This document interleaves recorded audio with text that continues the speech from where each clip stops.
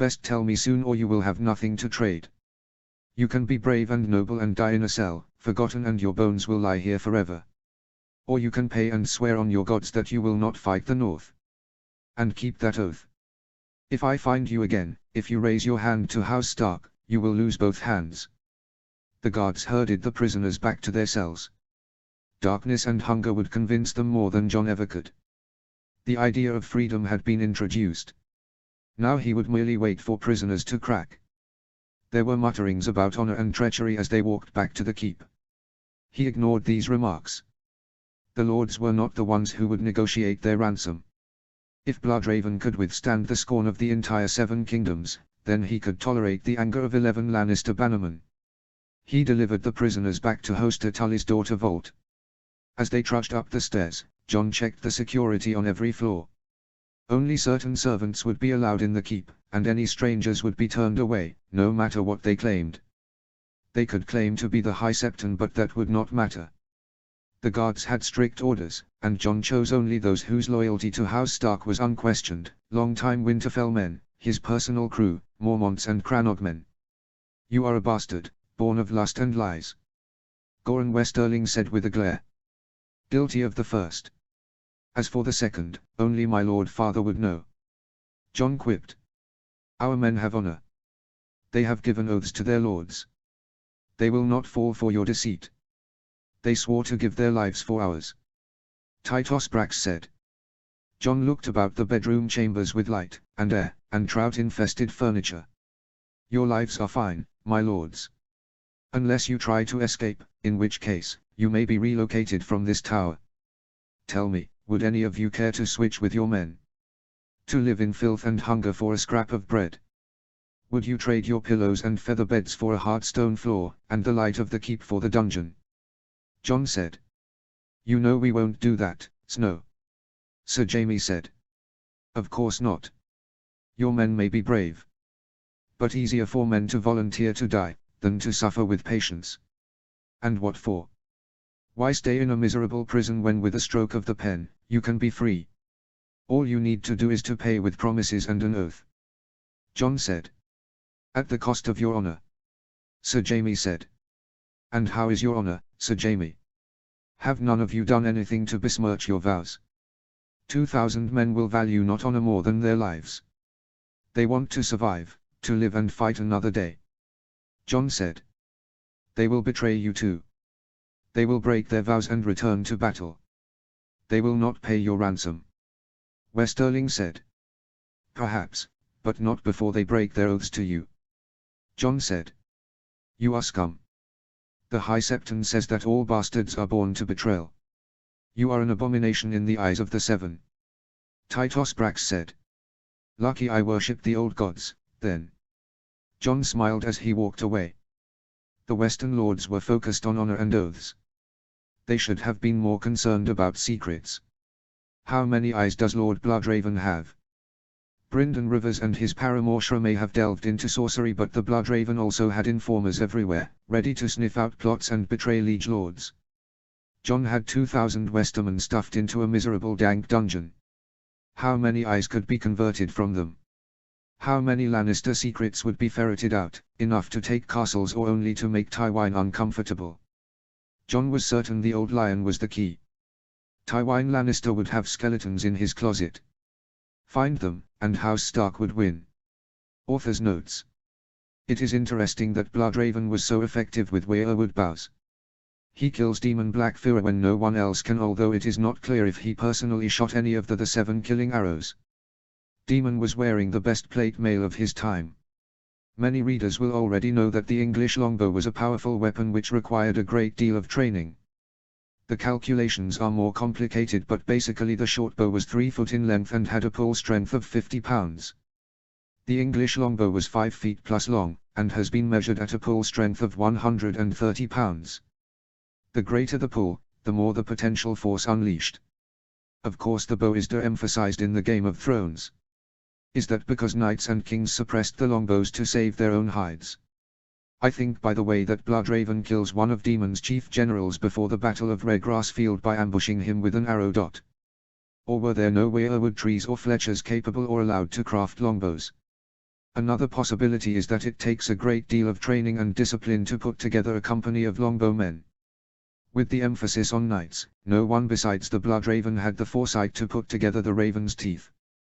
The dungeon scene is inspired by the notorious Civil War prison camp of Andersonville, Georgia.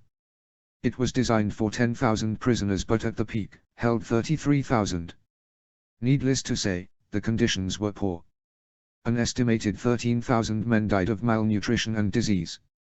John has the option of distributing prisoners to other castles in the Riverlands. House Blackwood currently holds 500, but the castle is bursting at the seams.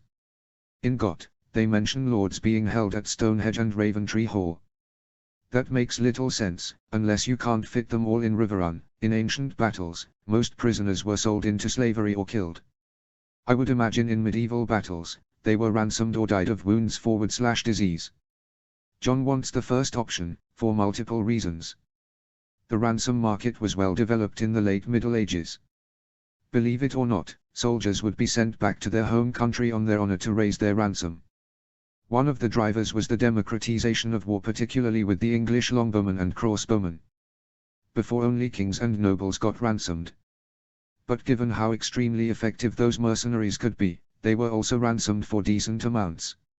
I believe I read an article where it said a ransom of 25 gold pieces for a longbowman. The prospect of ransom made men actually more inclined to go to war. If they were captured, they might not be killed but only have to sit it out for a year. And they could get very rich. This story is set pre-Crusades, when the ransom market was for great lords and not for the common man. This makes John's suggestion a surprise to others. In Got, they talk about 4 Freys being ransomed, possibly to carry to convince Walder to break guest right, and attempts to trade Willem Lannister for a Karstark or a Glover. John is saying he will accept a ransom for any soldier, particularly if they feed him info. So this isn't negotiated at the orders of Tywin Lannister but one-on-one.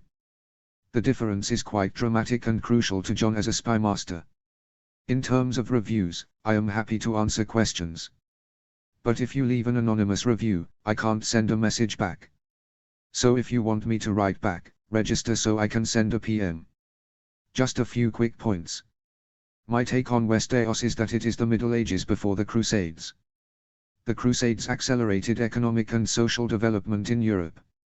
So things like silk, agricultural innovation picked up as they got ideas from the East. There is a reasonable argument that there was a fair bit of trade because of Bravos and the free cities. After all, there is an iron bank. But there are also iron-born pirates, akin to the 9th and 10th century Vikings before the Crusades, and knowledge is hoarded in one institution, the citadel, like the Roman Catholic Church. So this story is based on a more primitive version of the Middle Ages before Roman ideas start spreading back to the West. Finally, there was some confusion on Rob's comment, "You are my brother in all but name." I may rewrite this passage to make it crystal clear, but there should be no doubt. John and Rob are quite devoted to each other. Chapter 11, Water, Water Everywhere. Chapter text. Water, water everywhere. Hoster Blackwood handled ravens with a skill that Walgrave, the demented Archmaester of Ravencroft at the Citadel, would admire. Hose had taken charge of 24 birds borrowed from Raventree Hall and 8 more at Riverrun. Day and night, the tall gangly boy coaxed the 30+ ravens to fly to castles near and far. The birds returned swiftly, chattering happily when they saw the boy, roosting on Hoster like a weirwood tree in an ancient godswood. Every single raven had been needed to carry messages, a proclamation of the Great Northern Victory, invitations to a 3-day tournament celebrating Hoster Tully's life, and lists of prisoners held in the dungeons to be ransomed. But the ravens could not solve the problem being discussed at the small meeting held in the Riverrun Solar: how to send a message to Tywin Lannister. Lord Stark. Without the location of the Lannister camp, any raven from the castle would be flying blind over the Riverlands. Hoster Blackwood said. There were legends of the first men that ravens could speak words and fly to many different castles, but that knowledge had been lost long ago with the children of the forest. Have the scouts sighted the host? John asked. The army came down the Green Fork to the inn at the crossroads, but we do not know where they might set up. Harrenhal is the strongest defensive location, but Tywin could also keep his forces at Harroway or set up a barricade on the river road at the Ruby Ford. There are at least several different groups, each with a leader: Samar Brand, Clegane, Lord Lefford, and Tywin Lannister. The scouts cannot tell where the old lion will be. The Blackfish said. Wouldn't a raven to Harrenhal be the best solution? Lady Stark asked. The mercenaries are posted there, and Amory Lork. All scum. The message might get to Tywin Lannister. It might be stolen. These sellswords are not to be trusted. They could ignore the letter, claiming to have shot down the raven. They could sell the information to others at King's Landing. And even if they would forward the message, it may take days for the letter to reach him. The Blackfish said. If there is any way to free my father from the Black Cells, it should be done quickly. We could send a force under a flag of parley east on the River Road. Robb said. You cannot go. Tywin Lannister might have you arrested.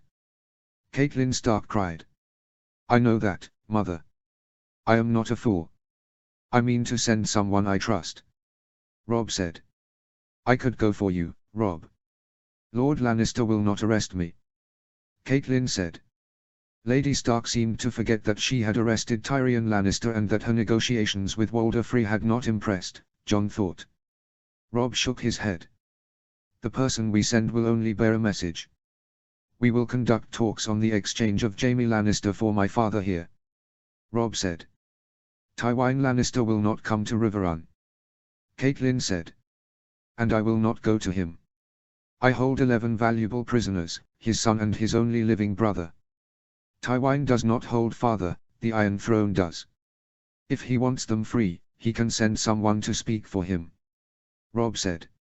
Perhaps Lord Bolton or Lord Karstark should go. The Great Jon is also senior enough to represent the North. Catelyn said. I need a messenger, not a negotiator. And I do not need Roose Bolton or Rickard Karstark to speak for me. I am the heir to Winterfell, and the army follows me. With father imprisoned, I act as Lord Paramount of the North. Jon. Robb said. You cannot send a bastard to Tywin Lannister. Catelyn said in alarm. Robb rolled his eyes. I would not send Jon. He is too valuable to me at Riverrun. And so is Sir Brynden. Jon, who do you think we should send? I could go, Lord Stark. Edmure Tully said. I would gladly tell Lord Lannister that you have his son as captive. Robb turned to Edmure. I thank you for the offer, but your father is ill. If he passes, then you would be the Lord of Riverrun, and Lord Paramount of the Trident. The Westermen may be tempted to disregard a parley and capture you. Robb said. Lord Edmure, you are also the host of this tournament. Tully Bannerman come to honor your father. And as Lord Paramount, you must hear their complaints and pledge to protect them. Jon said to Edmure's grateful nod. I would ask Jason Mallister to go. He is famed for both bravery and honor. He fought with Lannister men in the Greyjoy Rebellion, killing Balon Greyjoy's oldest son. And if he was captured, his heir is fighting in our army, so Seaguard's loyalty is clear. It is a good suggestion, Lord Stark. The Silver Eagles are well respected. The Blackfish said. Lord Mallister could also bring other rivermen with him. They could be your eyes and ears into what is happening at Harroway, Darry, Solpants and the River Road. And they would be happy to tweak the lion's nose. Jon said. Many of my companions would take joy in bringing unwelcome news to the Lannisters. Mark Piper, Lemond Goodbrook, Hugo Vance. They would all be happy to accompany Lord Jason. Edmure Tully said.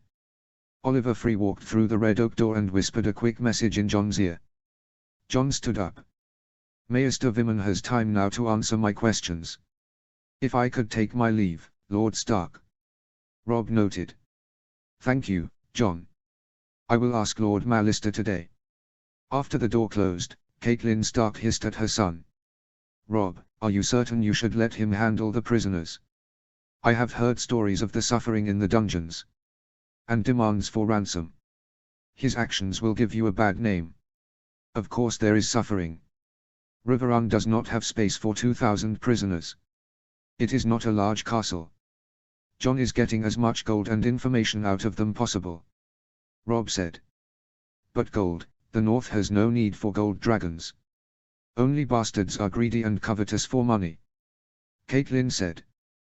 The gold ransoms are not to buy carpets, lace or fancy clothes.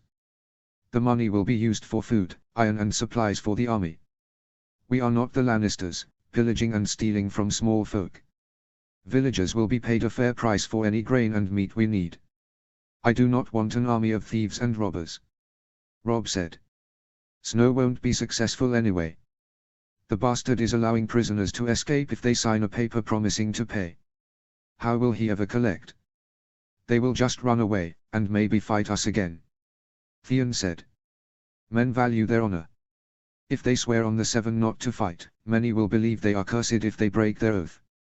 And in the free cities, men sign parchment and pay their dues. The Iron Bank does not have trouble collecting its debts and the prisoners fear Jon Snow, the Blackfish said. There are many dark stories spreading. How the bastard tore off a man's arms and legs with a horse and laughed when knights were burned alive on the battlefield. The servants say he consults witches for prophecies and magical potions, and that he uses the blood of patients to extract confessions. Lady Stark said. Confessions of what? That they are prisoners. I trust my brother. Jon will be fair. If he is harsh, then it is for a reason. When the captives return west, the lords and small folk will know that Northmen are to be feared. And we will get gold to pay for food. As prisoners leave, the dungeons will be less crowded. Jon has my full confidence. Rob said. Jon stood at the water gate with Maester Vimen and Uther Swain, the head steward of Riverrun. Both servants of House Tully were old men, gaunt and sour and begrudging of unusual demands on their time. Satin, Jerry and Chet trailed at a respectable distance as Jon looked over the rushing blue-white current on the northern side. He noted with interest that the Tumblestone flowed more quickly than the muddy red-brown flow of the broad Red Fork. The red mud was very close to the Tully house colors. As the Trident wended south, the land dipped, so there was a gentle slope down. And this is the water wheel. Vimen said. The great wooden wheel had many vines of ivy climbing alongside it, and was situated near the wide arch and portcullis of the water gate. Nearly a third of the vertical wheel was submerged under the flowing water of the Tumblestone, with a large horizontal axle connecting through a chink in the castle walls. The blades of the wheel were flat and gnarled, adding to a definite drag. What do you use it for? Jon asked, although Chet had already sussed the operation out from the castle servants. Steward Wayne walked them to a small hut abutting the building. There was another pit wheel, although smaller in size, connected to the axle.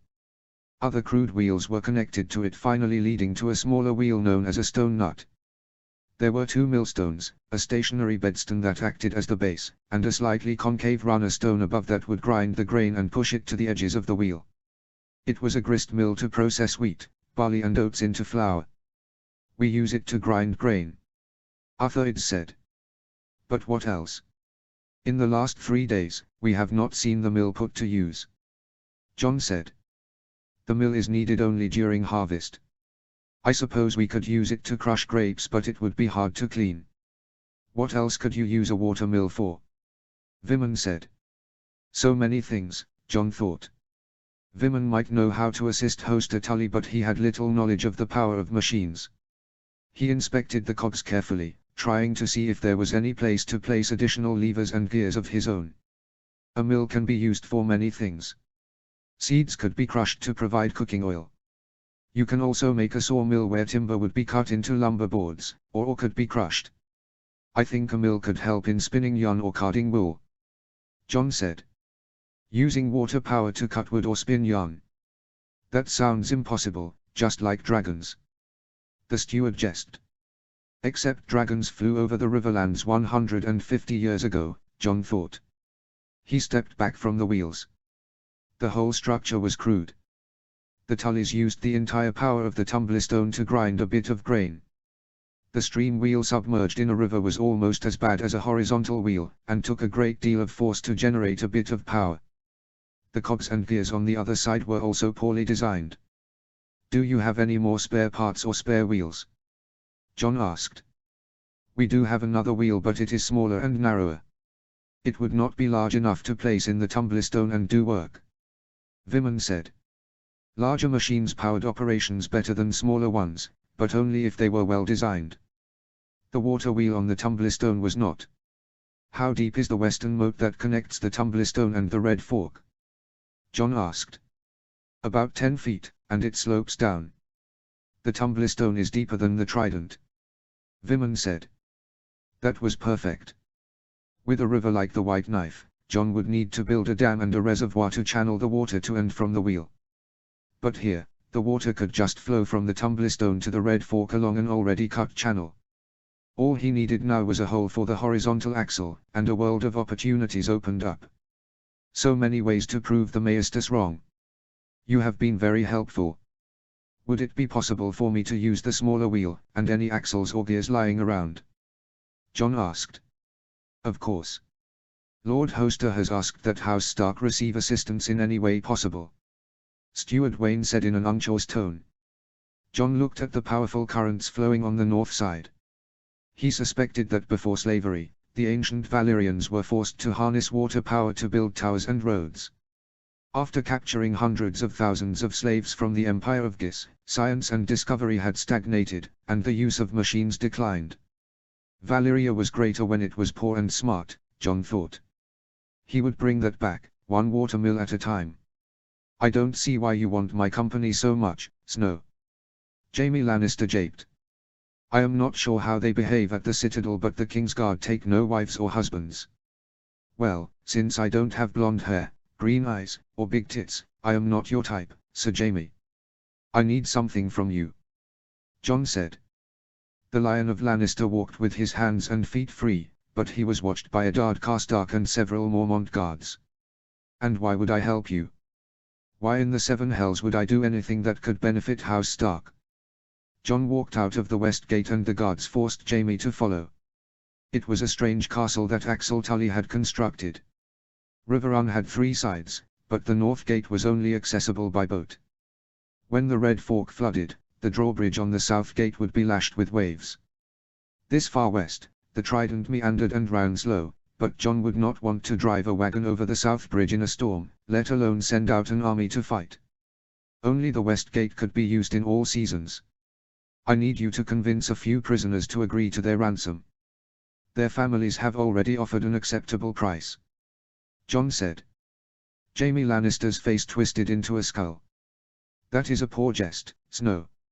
I may have broken oaths, but I will not betray my house. My father will execute any ransomed prisoners.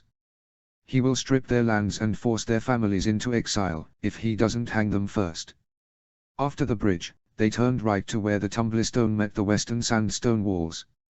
Lord Crickehall had made his futile stand there with 1,500 soldiers. Stark guards hailed John as he passed into a small pavilion. Crude wooden poles formed a palisade, fencing in dozens of boys with the gold and brown hair of the Westerlands. They were not shackled, but heavy chains were tied to the fence posts, ready for use. Crannog men with short bows and spears guarded the river to prevent any escape by swimming. Most boys slumped on the ground, but one lad with long golden curls stood proudly. Uncle Jaime, the boy said, turning emerald green eyes to the Kingslayer. He was tall and lanky, but still a youth at 10 and 1. Tybalt. Jaime said, smiling. You are not hurt? No, I jumped into the Tumblestone after the siege tower came down. It killed a dozen knights standing next to me and burned many horses to death. The boy said. I take you know the lad then? John said. You already know who he is, Snow. Jaime said. Tybalt Marbrand, eldest son of Laurent Marbrand and Cassila Lefford.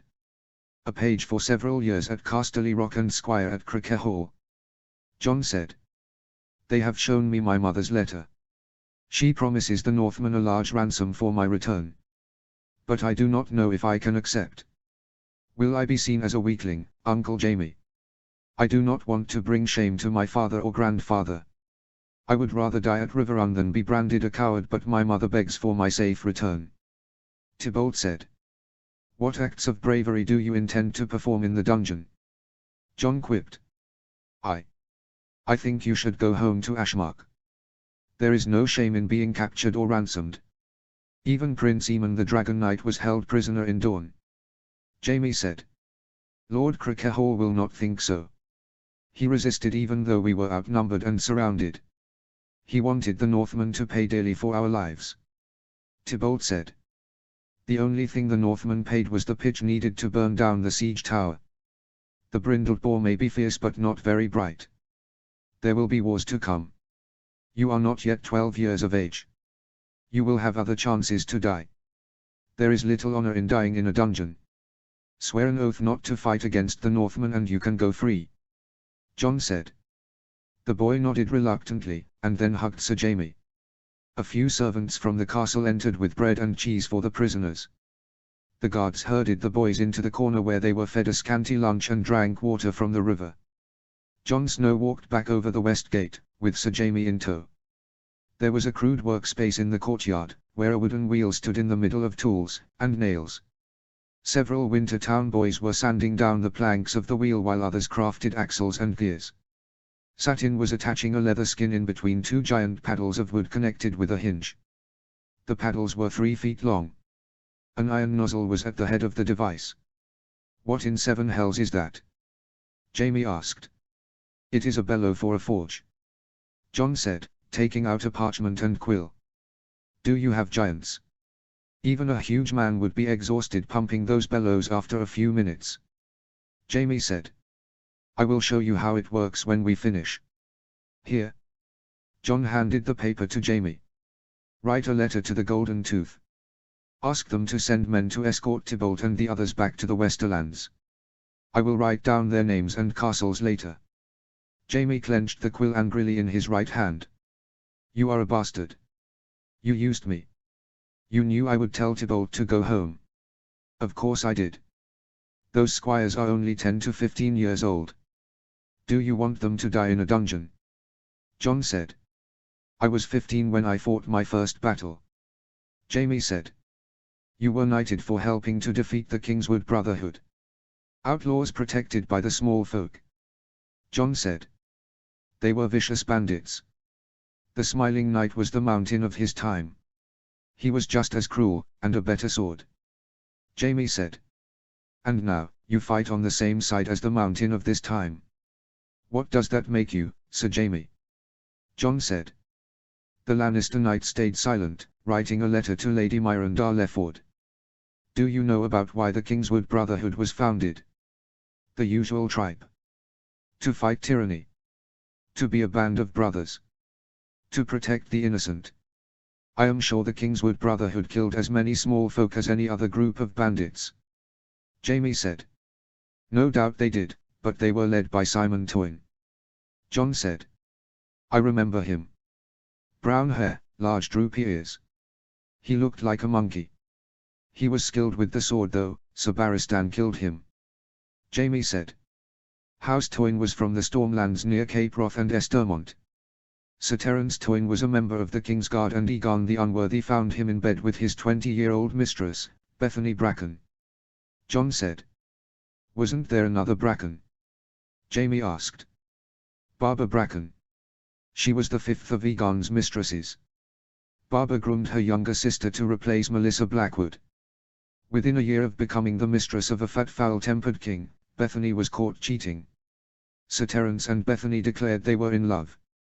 Aegon forced Bethany to watch while her lover was dismembered alive, piece by piece. They chopped off his cock, broke every bone in his hands and feet, and then got more creative. It took hours for Sir Terence to die. Then they killed Bethany and her father, Lord Bracken. Sir Terence's 2 brothers tried to avenge him by killing King Aegon, but Aemon the Dragon Knight died defending his brother. Aegon lasted another 6 miserable years on the Iron Throne. Jon said. And the point of your story? Jaime asked. You are proud of fighting against the Kingswood Brotherhood. And perhaps you should be. Despite the songs, they were robbers and thieves.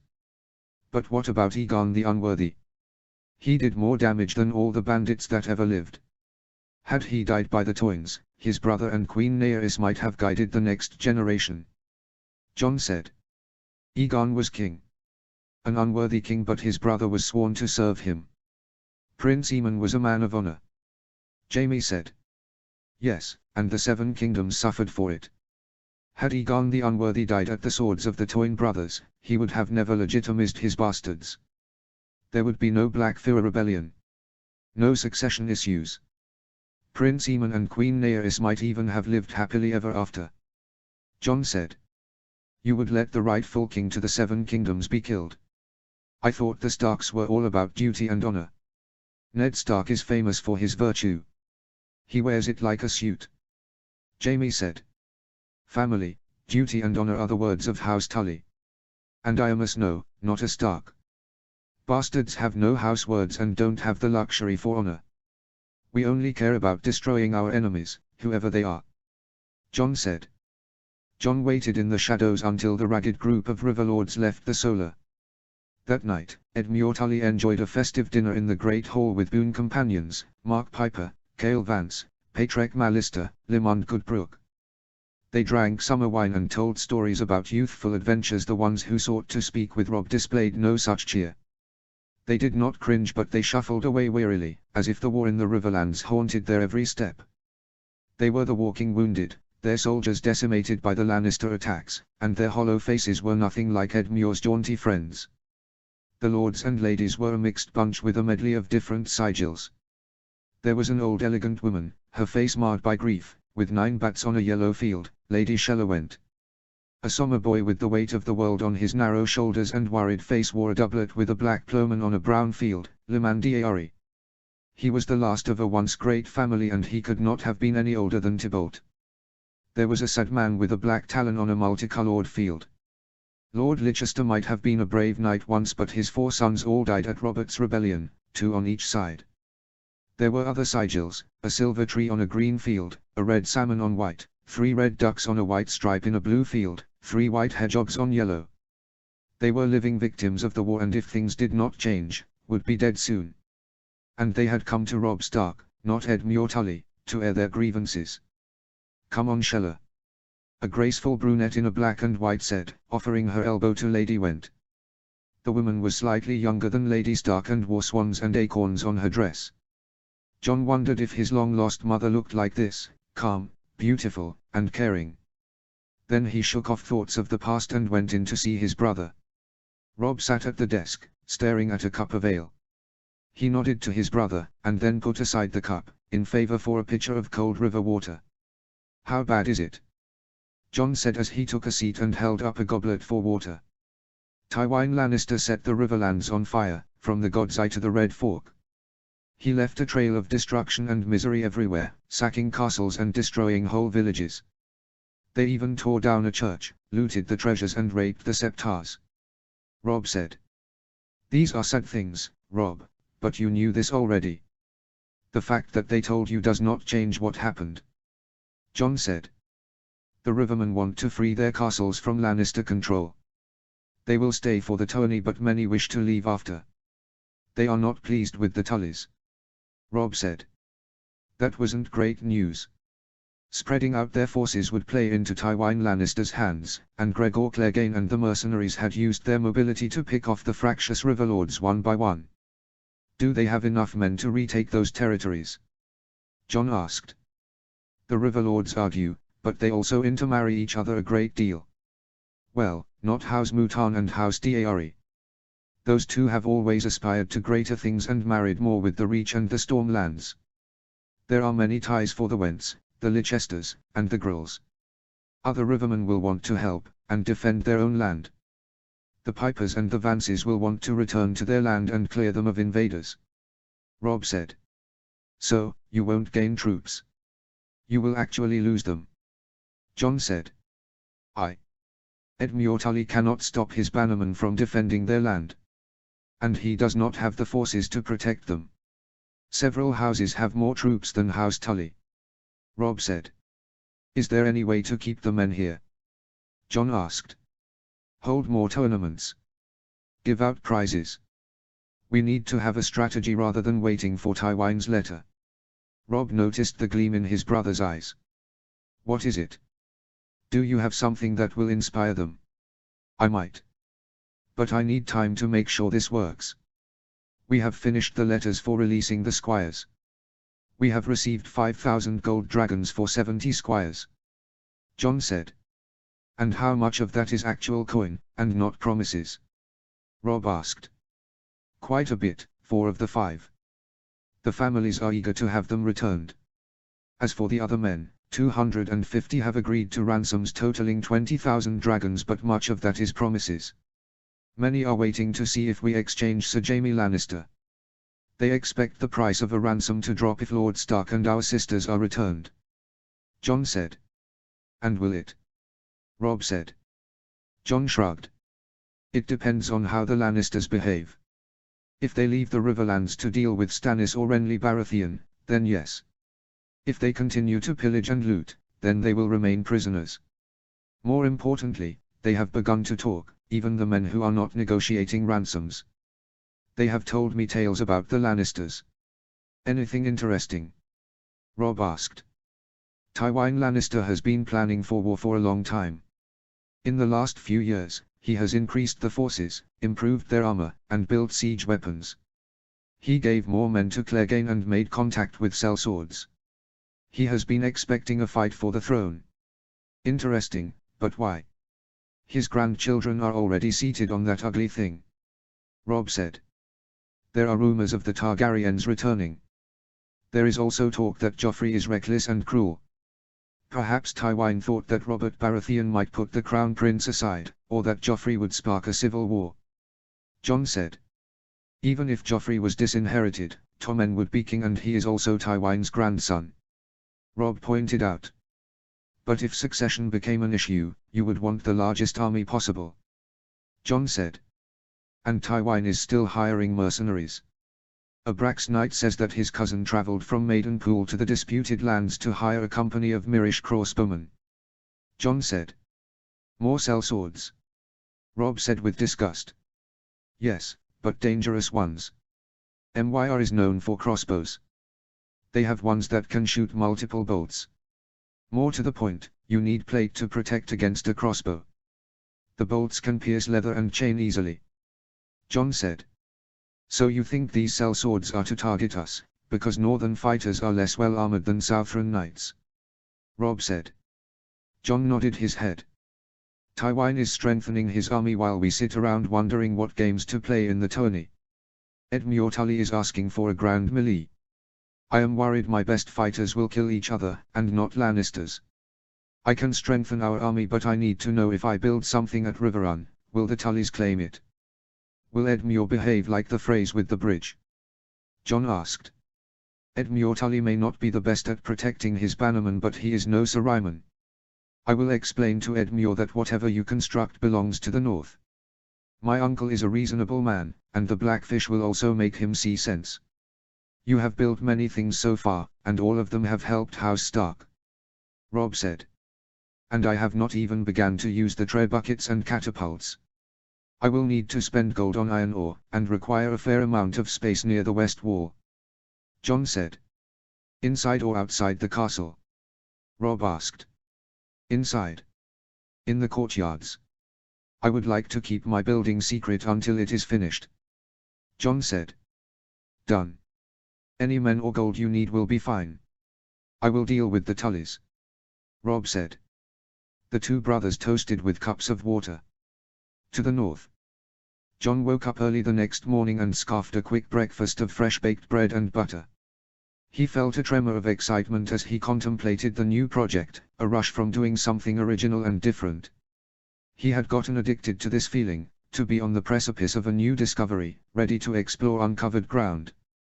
If only the Citadel was like this always, building upon the findings of the past to look further and deeper. Instead, many Maesters busied themselves in politics or strutting about like a Tyrell peacock.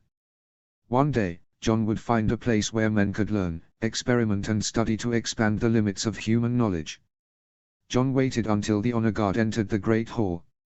Robb inspired loyalty from the Rivermen and Northerners alike, and many lords and knights ate meals with the heir of Winterfell. Jon did not enjoy drawing attention, but the bridge had been an effort of the entire army, and it would be niggardly to not allow those with interest to help. Robb finished a thick slice of bacon, wiped his mouth, and then raised his voice. My lords, my brother Jon has something to say. I have something that I wish to build and I require help. It is a large task and my crew will not be able to handle the entire effort. I will need strong men and women for several days. Jon said. Maester Snow, are we building a new bridge? Willis Mandaeally asked. Perhaps more mighty weapons of death. After all, my name is Catapult Umber for a very good reason, boasted the Smalljan to the rolled eyes of many other Northmen. Maester Snow, my brothers are not here, but Karstark soldiers would be happy to help. Eddard Karstark said. It is not a single thing but rather a group of machines working together. It should take 4 or 5 days. I will explain then. Jon said. Snow, House Mormont pledges our full support. Mage said. Jon, House Stark is behind you. I eagerly await seeing what you build. Robb said, speaking for the Northerners. The Rivermen were a bit more reticent and the phrase muttered angrily while Chet and the Wintertown boys beamed. Jon's first act was to shut off the sluice gate. Over the next 20 minutes, the water drained from the west side of Riverrun into the Trident, leaving a wet but empty moat. The western side would be flooded in any siege, but with Sir Jaime in their hands, and Kevan Lannister soon to be delivered into the keep, the sluice gate could be shut. Jon climbed down on a rope and began to measure dimensions. He already had drawn this morning what he intended, the gate to be sealed so that water from Tumblestone flowed only at the top of the channel until it fell on the water wheel from the top. He had found a gap in the castle walls large enough to put a horizontal axle through. The angle of the drop and the small size of the wheel meant the axle would come through only a half-foot above the ground. Jon directed the Mormont and Karstark soldiers to take wood cut by Hornwood and Forester men to close off the bottom of the sluice. With a few wooden posts, they could build a higher riverbed for the Tumblestone to travel when the gate was reopened. That would be one part of the operation. The second part would be building the forge. For that, Jon would use the Wintertown crew. He gathered them together to show him how to make fire bricks. They could use clay mixed with sandstone, but the brick needed to be fired in a kiln until it was vitrified, hardened into a glass-like substance. They would need an immense amount of bricks, so Jon dispatched them immediately to gather or purchase the red clay needed. With the help of the Smalljan, Chet and Clydas dragged back the 2 remaining siege towers from the field. One frame could be used to construct a ramp for materials, and Jon sketched out a pulley system that could drop those materials into a top hole in the furnace. The second would be a simple scaffold so men could pile the bricks higher. He did not need all 30 feet of the tower, but greater height was better than less. The last part of the project was constructing the tools. Satin and the girls already started making the first of several double-chambered bellows. A few tools could be rough, the large trip hammers that would pound down. But the cams and cranks to convert the spinning motion of the axle into vertical movement would require precision. Jon also built facilities to quench the hot metal, but not in water, but rather cooking oil. He knew that cooling down metal too quickly did nothing, but quenching in oil and tempering could make the metal hard, sharp and malleable. Making proper steel required balance. If it is too hard, it would not be malleable. Armor would be tougher with less hardness because the metal would not be brittle. Finally, he would need polishing stones attached to a mill to prevent rust. Maester Snow, what can I help with? Jerry asked. Actually, I have an important task for you. You know the local merchants? Jon said. Of course, many buy herbs from my mother. Jerry said. I need to buy as much iron ore and limestone as possible. Charcoal as well. Plus coke. There is a special type of stone that burns particularly well found in mountainous fields. Jon said. Perhaps I can be of assistance. A tall grizzled grey-haired man said. Sir Brynden. Jon said with surprise. What are you doing here? The Blackfish snorted. It is obvious to a blind man you are building something related to weapons. You want iron ore and you are firing bricks to make a furnace. This is clearly as important as any scouting mission. I could help you. Jon turned to a wide-eyed Jerry. Sir Brynden is well respected around the Riverlands. If he asks, the merchants will be sure to try their best. Why don't the 2 of you go together? Remember all the iron ore, limestone, coke you can buy. And tell them that if they can get some more from the north, south, or west, we would buy more. Oh, and vegetable oil. Jon said. Come on, lad. We have our mission. The Blackfish said. Jon could hear their voices still as they walked away. Do you have any idea what he is building? Jerry said. No clue, but anything that can help kill Lannisters is worth building, the Blackfish replied. 2 days later, the water mill was ready. A large horizontal axle connected the outside wheel to a smaller gear inside the castle walls. The channel had been constructed, and the wheel had multiple buckets to catch and drop the water to flow into the Red Fork. A small crowd had gathered that morning to see the new water wheel. John directed the sluice gates to be open. Blue-white water rushed down the elevated bed, and flowed onto the wheel. The wheel spun backwards, and the water dripped to the bottom of the moat. The water wheel spun quickly and smoothly. John noted the speed of the inner wheel. It was far faster than the giant wheel on the tumblestone. "All right, shut down the sluice gates for now. We will open them when we are ready," John said. "Maester, why does the wheel move so much more quickly than the grist mill?" Chet asked. "Why do you think?" John replied to his Watertown boys. "Because a lot of the energy is wasted on the big wheel because the bottom is being dragged through the river," Jerry said, a bit too smugly. "That is the major reason. It also helps we used buckets that hold and release water more quickly. Boys, this is a pitchback wheel. Even with less water, it is more efficient. It is smaller than the wheel on the tumblestone but yields 2 to 3 times more power. We can convert this power to perform a lot of tasks," John said. "Like blowing the bellows?" Satin asked. "Exactly. There are many things that water can do. Much more than just grinding flour," John said. The structure towered over him, but the ramp was even higher. 10 feet of the furnace had been built in the last 2 days, but the ramp and pulley reached over 20 feet high. The building looked like the bottom of a giant red brick egg, and in the corner, many wagon loads of iron ore, limestone, and charcoal, and oil. "That looks quite odd, brother," Rob said as he took in the weird brick building. "It is only half done. When it is finished, you will see the true purpose," John said. "I have heard wild rumors. The Septa claims it is some deviltry from the Citadel. And there are whispers that you intend to burn prisoners alive in some sorcerous ritual." Rob japed. "Let them say that. Perhaps it will raise the ransoms people will pay," John said as the brothers laughed. In 3 more days, the furnace was finished even as the Northern infantry finally came into sight. Dozens of banners could be seen, the flayed man, and the mermaid, the Carstark son, and many different mountain clans. Harry-on and Torren Carstark rode at the front with 5 prisoners, several wearing Lannister colors, roped together in a cart. That morning, lords and knights, rivermen and northerners, gathered as John revealed his creation. A large crowd had formed at the castle, and servants and ladies stole glances at the enormous 20-foot-high brick egg jutting at the sky. Steward Vane opened the sluice gates. The water rushed forward and the wheel began to spin. The motion of the wheel was connected to 2 large bellows that steadily pumped hot heated air into the bottom of the building. John had already stuffed burning coals and charcoals into the furnace. The bricks radiated heat and hot red flames could be seen on top. He had carefully measured the exact proportions last night for the first run. The small John and the great John emptied sacks of iron ore, limestone and coke into the ramp, dropping hundreds of pounds of metal and rocks through a hole in the top. The umbers dripped sweat as load after load were hauled up with a hook and pulley to be released.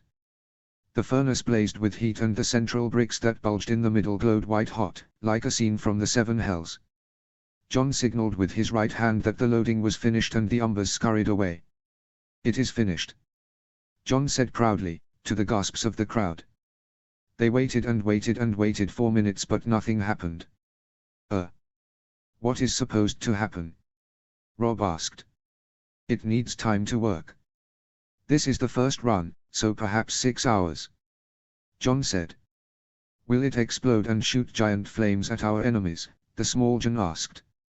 "No, it simply burns the ore." John started to explain. "A fire. You brought us all the way here to watch a few rocks burn. I thought with all the excitement, you were about to birth a dragon." Theon Greyjoy snicked as many of the lords grumbled their disappointment. "This is an improved smelting process.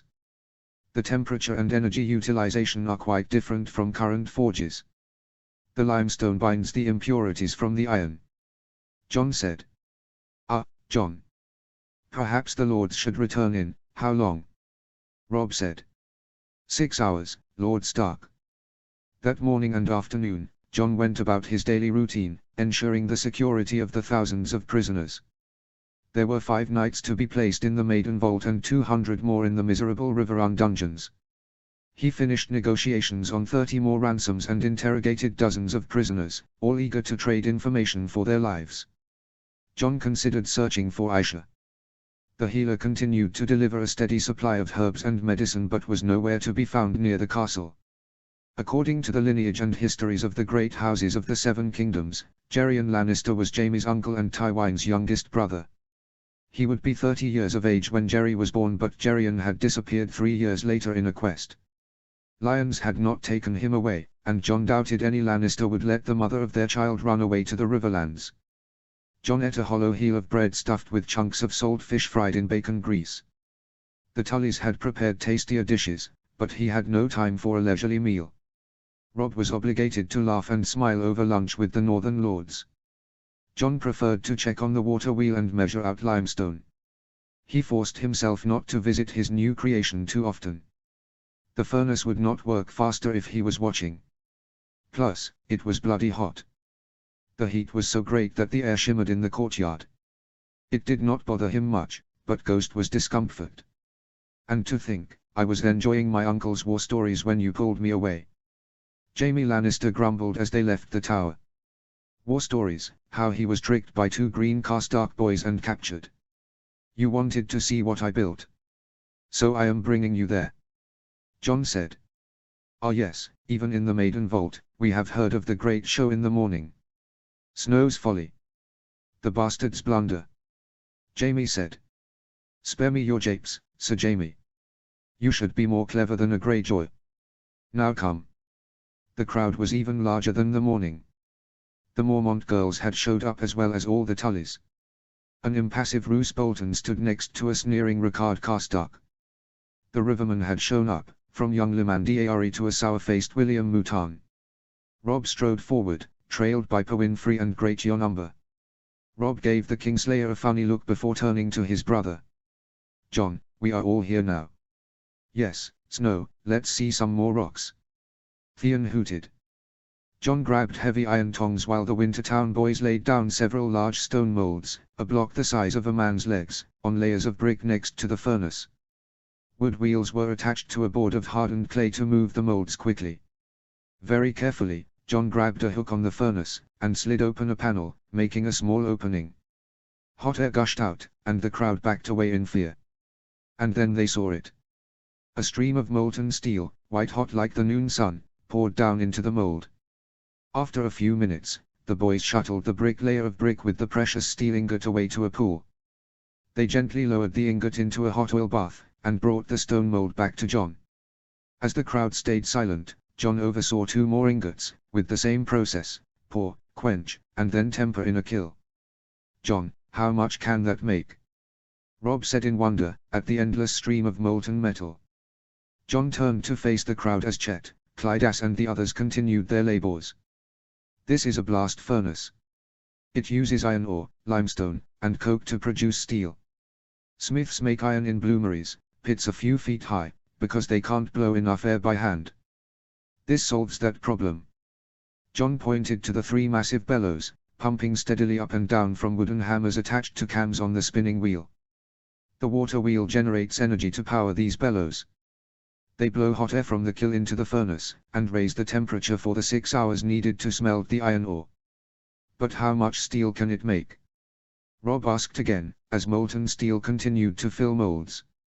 600 pounds. John said. The crowd burst into excited chatter. You can make 600 pounds of steel a day? The Blackfish asked. No, I can make 1800 pounds. I can run 3 batches a day. I would prefer only 2. John said. But even with the steel, you need men to pound it into plates, and then to fit and polish the armor. Roose Bolton whispered. And this is why I will only do 2 batches a day. 8 ingots had already been poured out. John called out to Chet and they slid over a large hammer far too large for a man. John connected it with a cam to the wheel, and then grabbed an ingot and placed it on an anvil. The hammer was lifted up by the cam, and then crashed down. John maneuvered the ingot with tongs as the hammer bashed the ingot into a flat plate. This triformer is also powered by the water wheel. It can easily flatten the ingot. The plate does need to be fitted, and then buckles have to be made. But it can also be polished with this machine. Water power can smelt the iron ore, flatten the plates and polish the armor. Only a few functions need a human hand. How much armor do you think you can make? Rob asked. With enough helpers, over 40 steel breastplates a day. And I can use the rest of the steel for other pieces. Shields, helmets, pauldrons, vambraces, and gauntlets. John replied. 40 a day. John, in a moon's time, you could equip 1,000 men. Rob said. Bah, how do we know this iron is strong? It might be brittle and weak. Theon said. This isn't iron. This is steel. John hung the flattened plate onto the pulley of the ramp next to the forge. The Wintertown crew had brought the last ingot away to be quenched in a pool of hot oil. John closed the blast furnace, sliding the brick panel shut with tongs. Eddard Carstark, would you do the honors?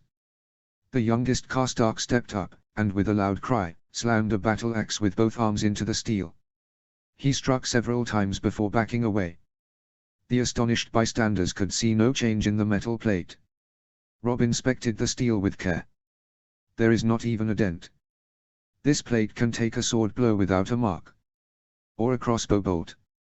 Improved armor may save the lives of those eager to rush into battle. We are not done yet. Molds for helmets, shields and greaves need to be made. I have to learn how to make swords, arrowheads and spears from the ingot.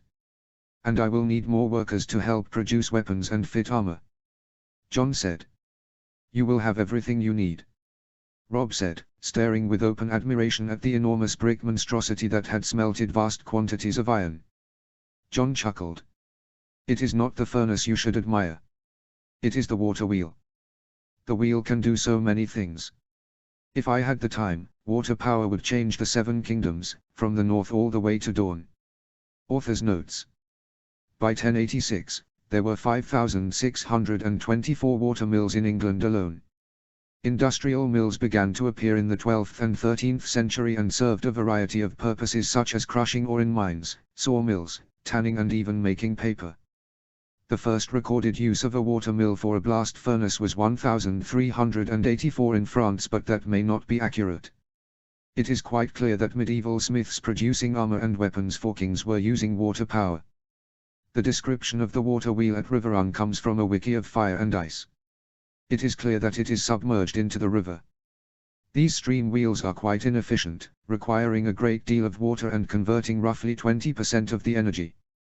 The undershot wheel, where they create a channel for the water, is a bit better, but the right way to build a water wheel is overshot and pitch back where the water hits the wheel at the top. The Romans realized that by the time of the Empire and possibly way before.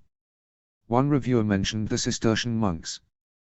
This religious order was founded in 1098 in Dijon, France. They were absolutely incredible in how they adapted and taught technology. Saint Bernard, 1090 to 1153, took over the order, and gained social freedom by utilizing water mills to provide financial independence. That is amazing. They built monasteries on artificial canals that ran through the whole building. They were advanced in using water power for agriculture, milling, wood cutting, olive oil presses and forging metals. They even used running water for sewage disposal. The Cistercian were so renowned that kings would bring iron ore to the monastery to be smelted into iron, with the monks keeping the surplus. It is a good example of how the Dark Ages weren't as dark as people imagined. The blast furnace was a tremendous innovation. Bloomeries produced small amounts of iron with a lot of impurities and very little carbon, so it required a great deal of retreatment. The blast furnace was capable of reaching the temperature of molten metal, and limestone would bind the impure elements away. Blast furnaces were invented in China, and Dushi, AD 31, used water wheels and piston bellows to make cast steel in a blast furnace. The Chinese used coke instead of charcoal as early as the 4th century AD. Historians believed that it moved to Europe by 1200 AD, possibly due to the Silk Route. By 1830, without the benefit of new innovations like the Bessemer process, a blast furnace could make 4 tons of steel a day. There are a lot of resources about the mass manufacture of armor.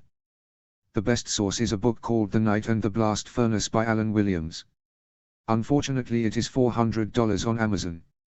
Several places in Europe actually mass-produced armor, the most famous being Milan. In 1427, after a major battle, Milanese armorers produced 6,000 sets of armor in a matter of days. The technology is what is described: furnaces to smelt iron ore, hammers and rollers to flatten the plate, polishers using water power. US history teaches that the assembly line was used first with guns, but that's not really true. In Milan, they had division of labor, people who only worked on a single aspect of production. So Jon Snow's ideas are radical, but they are all achievable, especially for a prodigy in metallurgy with an army full behind him. Lastly, the difference between iron and steel is that steel is an alloy of iron and carbon. There is a bunch of ways of adding carbon to the metal, but too much carbon would not work either. I researched this, but it is too hard to describe and I may not fully understand the chemistry. As a shortcut, just imagine that Jon has figured out the right ratios for limestone, charcoal, coke, heating a special type of coal, and how to blow hot air into the furnace. He made a presentation to the Citadel on this topic in Chapter 1. Chapter 12, Parabellum. Chapter text. Parabellum. In his dreams, Jon traveled to many places. He heard the giant roar of the Titan of Bravos at sunrise. A great gust of air squeezed through pipes running from the massive bronze breastplate to the mouth of the giant stone head, 400 feet above sea level and crowned by a wig of green-dyed hempen hair. He walked the ruined Great Pyramid of Giz, built as a mausoleum for Grasdan the Great, King of Kings, the emperor who declared he was greater than the gods. The monument was haunted by bats and spiders, and the outlying city turned to ash and cinder by dragon flame, the fields sown with salt, sulfur and the skulls of the masters. He sailed through the Jade Gates, in defiance of the perfumed lords of Karth. Pale men with blue lips gibbered in some unknown tongue and hopped from foot to foot in a pitiful pantomime. Warlocks had no true power. If they did, they would not serve greedy merchant princes or hide like rats in the house of the Undying. The island was damp and dreary, but warmed by sulfur. The rocks were dark grey and black, with streaks of red and purple. Obsidian, Jon thought. Forged in the fires of a volcano, hard and brittle but amorphous as glass, fracturing with sharp edges. The children of the forest had no metal and hunted with blades of obsidian. He smelled the stink of brimstone, and saw the outline of the volcano through the grey mist, steam rising from vents. The Dragonmont. He was on the island of Dragonstone. The castle stood below the Dragonmont, grim and forbidding, built of dark stone at the entrance of Blackwater Bay. Hundreds of gargoyles leered from the walls, carved in the shape of basilisks, cockatrices, hellhounds, minotaurs and wyverns, but they were nothing compared to the dragons. The Sea Dragon Tower was shaped like a dragon gazing serenely across the sea. The Windwyam was a tower where the dragon screamed defiance. Even the great hall of the stone drum was carved as a dragon, doors set so those entering passed through its mouth. The Targaryens knew well the grief and glory of their house. But stone dragons were nothing compared to a living beast, and here on the Dragonstone, so many eggs had hatched: Vigor, Meraxes, Vermithor and Silverwing. Even wild dragons clustered in the Dragonmont. Jon saw her rushing to the Windwyam. She was a skinny little thing, wrapped up in grey and black, darting and dodging in the shadows of the dragons. Her hair was tied up under a grey shawl, and she carried a brown leather pouch, strapped over her grey tunic. From a distance, she looked like Arya, wild and quick. Jon chased after her as she climbed the stairs of the tower. He sensed the magic even before he heard the roar, an immense power, unable to be contained or truly tamed. The roof of the tower was covered in shadow by vast black wings. The dragon's shadow was so great that it covered much of the castle in darkness. The scales were black, the teeth longer than a two-handed sword, and the large black eyes gazed down at the girl like a god overseeing a sacrifice. The girl had unwrapped her shawl, and Jon could see the silver-gold hair and purple eyes. Her face was young but troubled. She might have been older than Arya, but not by many name days. "Please take me home," she said to the dragon, and Jon knew then who she was. The girl was Aeya Targaryen, first and only one who ever bore that name. The Archmaesters called her willful and defiant, but she had suffered, as an orphan and as a pawn of her mother and supposed friends. Her father, Aegon the Uncrowned, died at the age of 17, killed by his uncle Maegor the Cruel, near the God's Eye. Her mother had forsaken her for 8 years, and then taken her from King's Landing as a spiteful gesture to King Gearyes and Queen Alisanne. Aeya hated Dragonstone, and wanted to do nothing more than mount a dragon and fly away. She wanted to sail the seas, and have great adventures. Aeya chose the wrong dragon. Balerion flew home to old Valyria. The dragon and its rider could not be found for a year despite the best efforts of the king and the small council. When she returned, she was dying, rail-thin with a burning fever and flesh sticking to her bones. Her clothes were tattered, her hair matted and tangled, and her eyes bloody and raw. Strange swellings moved under her skin, trying to escape and burning her flesh and skin, cooking and eating her alive.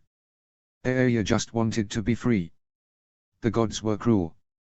Why did they sentence a young girl to such monstrous horror? "Help me, please. Save me," she cried.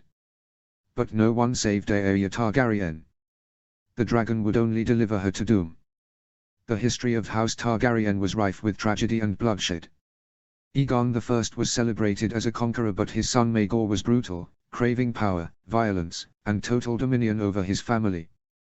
The Targaryens were full of kinslayers and miscreants, and madness and cruelty lurked under the Valyrian beauty. Some victims were preserved in song, knights and kings who died on the battlefield, male heirs who were betrayed. But no one sang about the women. They may not have sat on the Iron Throne, but they still bled. Jon thought of Helena, who saw her 6-year-old son butchered as retribution for another kinslaying. That killing, a 14-year-old boy, was Lucerys Valerian, and his mother Rhaenyra saw 3 of her boys killed in the dance. Even Queen Alisanne had 10 children die before her death, and the last, a simple-minded girl, killed herself after being seduced and giving birth to a stillborn. But no death was as horrible or unnecessary as Princess Aeya. She was a wild dragon, who just wanted to be free, like Arya, his brave little sister. "I wish I could save you," Jon thought, "that I could fly to Valyria and rescue you from the doom." He would build Aeya a sturdy carrack, with 4 masts, square sails and a lateen mizzen, suitable for deep waters with a hull and beam better than the Sun Chaser. He would rub an iron needle with a lodestone to point north, so the ship could sail west of Westeros across the uncharted waters of the Sunset Sea. "How can you save her?" a mocking voice hissed. "Jon Snow cannot fly to Valyria." He ignored Bloodraven. He would save them, all of them, so that one day, young girls did not die for their family's sins. What was honor if it could not protect the innocent? And then he woke. Jon stood up in the darkness, the only light a nearly full moon. He reached for Ghost, and could feel the White Wolf a dozen miles away, howling with his brother Grey Wind. They feasted on the flesh of a small stag, happy not to eat any more trout. Jon opened the cage and concentrated. The raven squawked a bit, but then flew out the window. The bird was far less welcoming than Ghost, but Jon could slide his mind into the raven's eyes for a few minutes at a time. The grounds below hosted thousands of tents, and the army of the north and the Riverlands camped on all sides of the castle. Near the castle, past the spinning water wheel on the west gate, waist-high wooden barriers had been set up for the joust. Carpenters had built 3 tiers of benches, a viewing stand with a red and blue canopy in the middle, to protect lords and ladies from the rain. A few pavilions had been erected, but Jon was more interested in the dozens of cruder tents, clustered near the Tumblestone. These were for the wine sellers, amorous and well-off merchants, attracted by prospects for commerce. Poorer tradesmen would set up shop soon, to hawk fried sausages, fresh bread and boiled eggs. The games started in 2 days, but already, knights, squires and lordlings had started to arrive. Even ladies were able to travel, accompanied by only a small number of guards, due to the relative calm that had fallen over the Riverlands. Rumors flew of the thousands of captives held in oubliettes to be sacrificed on weirwood altars, although the bards sang of Jaime Lannister's mighty feats in battle, slaying dozens of knights. The singers claimed that the Lion of Lannister had been defeated by trickery, not by honest battle. There were even wilder stories, of a giant tower that spat out steel straight from the fires of hell, and that Lord Tully had been poisoned, although no one could agree whether it was the Riverlords, the lions or the wolves behind the heinous act. It was undeniable that monstrous direwolves fought for the north, a sign that House Stark was either blessed by the bloody gods of the north or full of foul shapeshifters. The raven returned to the castle, ready for sleep. Before the bird flew into the window, John saw candlelight through the stone balcony of the solar. He knew that it could not be Hoster Tully, and he doubted that Edmure would be awake. He walked out to seek his brother. John found Rob poring over a map of the Riverlands, paying special attention to where the three forks of the Trident met with the river road. John refilled his brother's cup with water and waited until his brother was finished marking the parchment. "I couldn't sleep. I expected the Lannisters today. They are certainly taking their sweet time," Rob said. It had been a week since Lord Mallister had been dispatched east. "They may already be here. There are new pavilions and tents, and it would not surprise me if Lannister guards arrived early," John replied. Rob ran a hand through his red hair. "Roose Bolton claims the tourney will be dangerous. The grounds will be full of informants, reporting to King's Landing and other lords."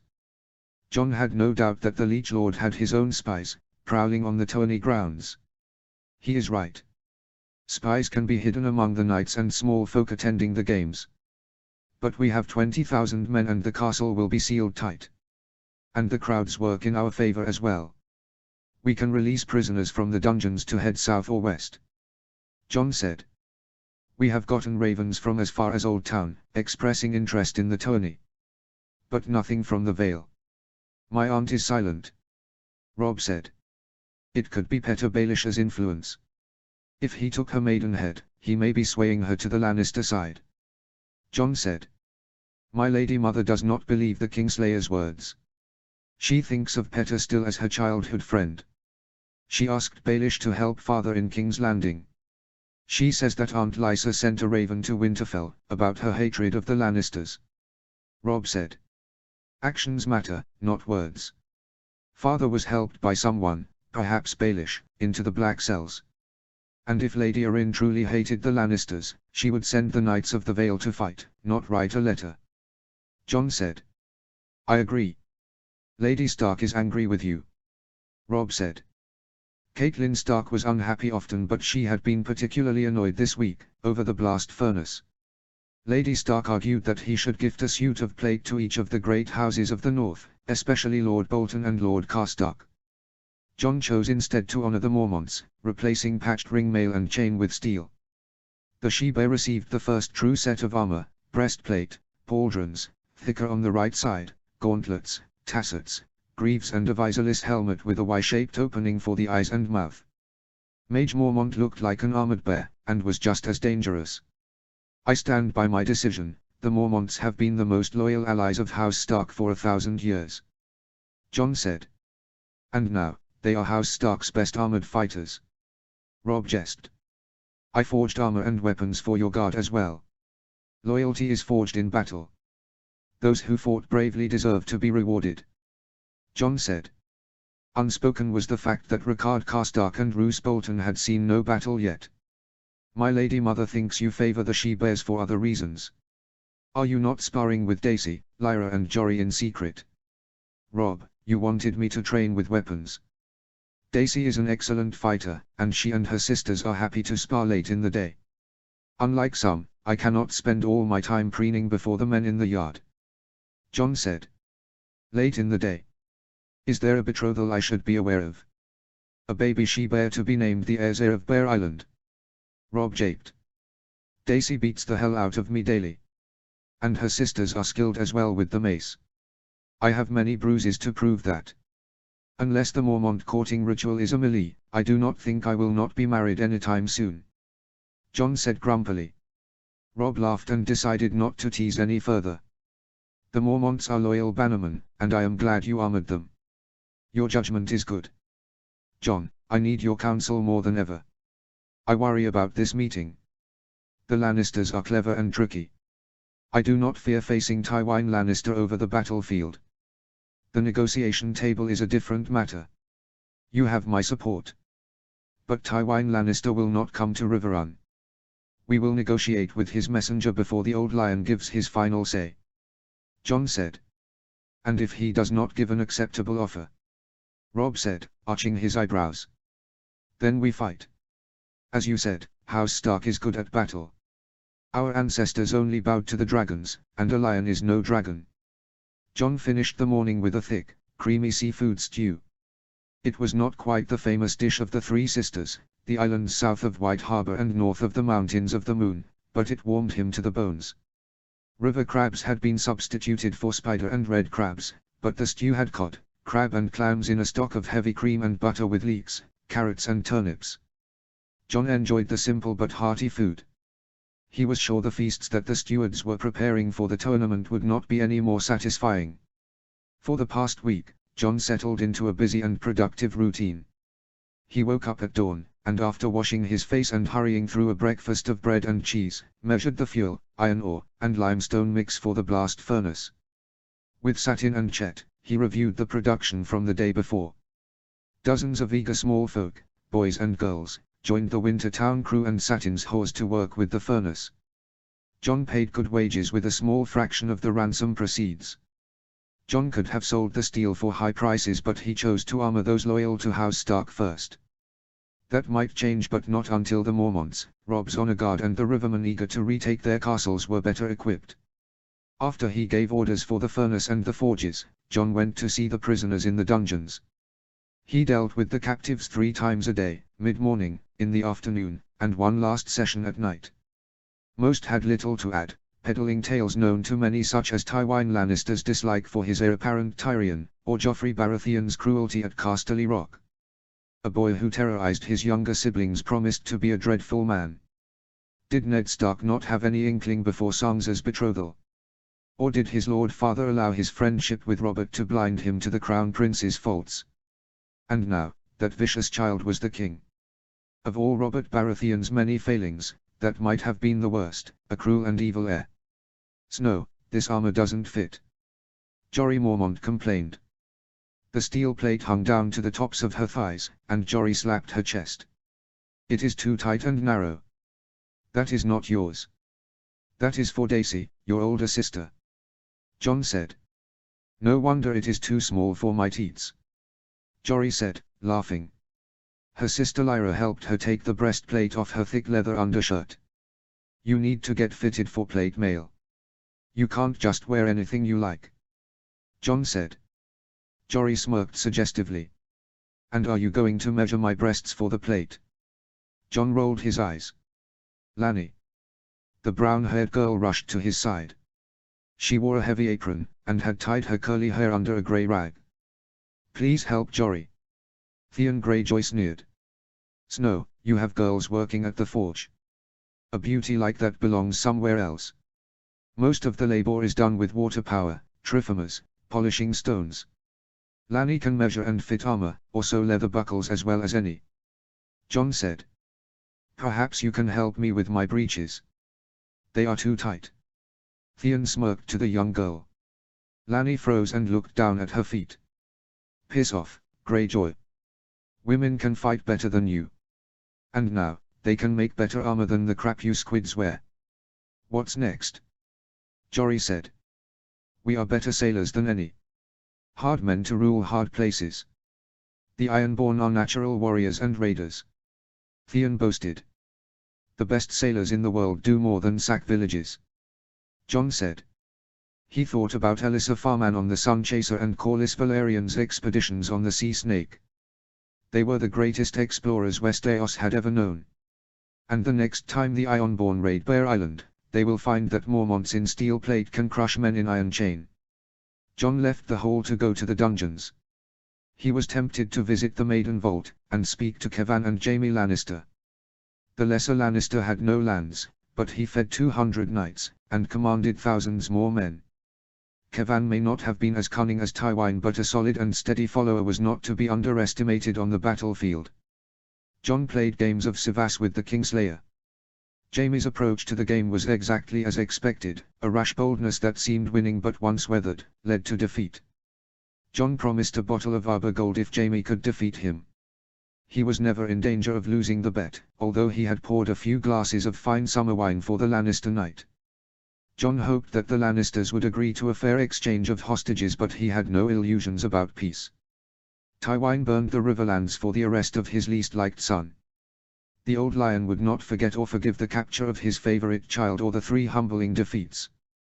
There would be conflict between Stark and Lannister in the future, the only question was whether it would be in weeks or years. Understanding exactly how Kevan and Jaime approached battle would serve House Stark well in the wars to come. That afternoon, Jon negotiated ransoms with 6 prisoners, sifting through the secrets they offered. That took time and most men had little of value to say. Still, so long as they did not lie, Jon gave them credit for their attempts.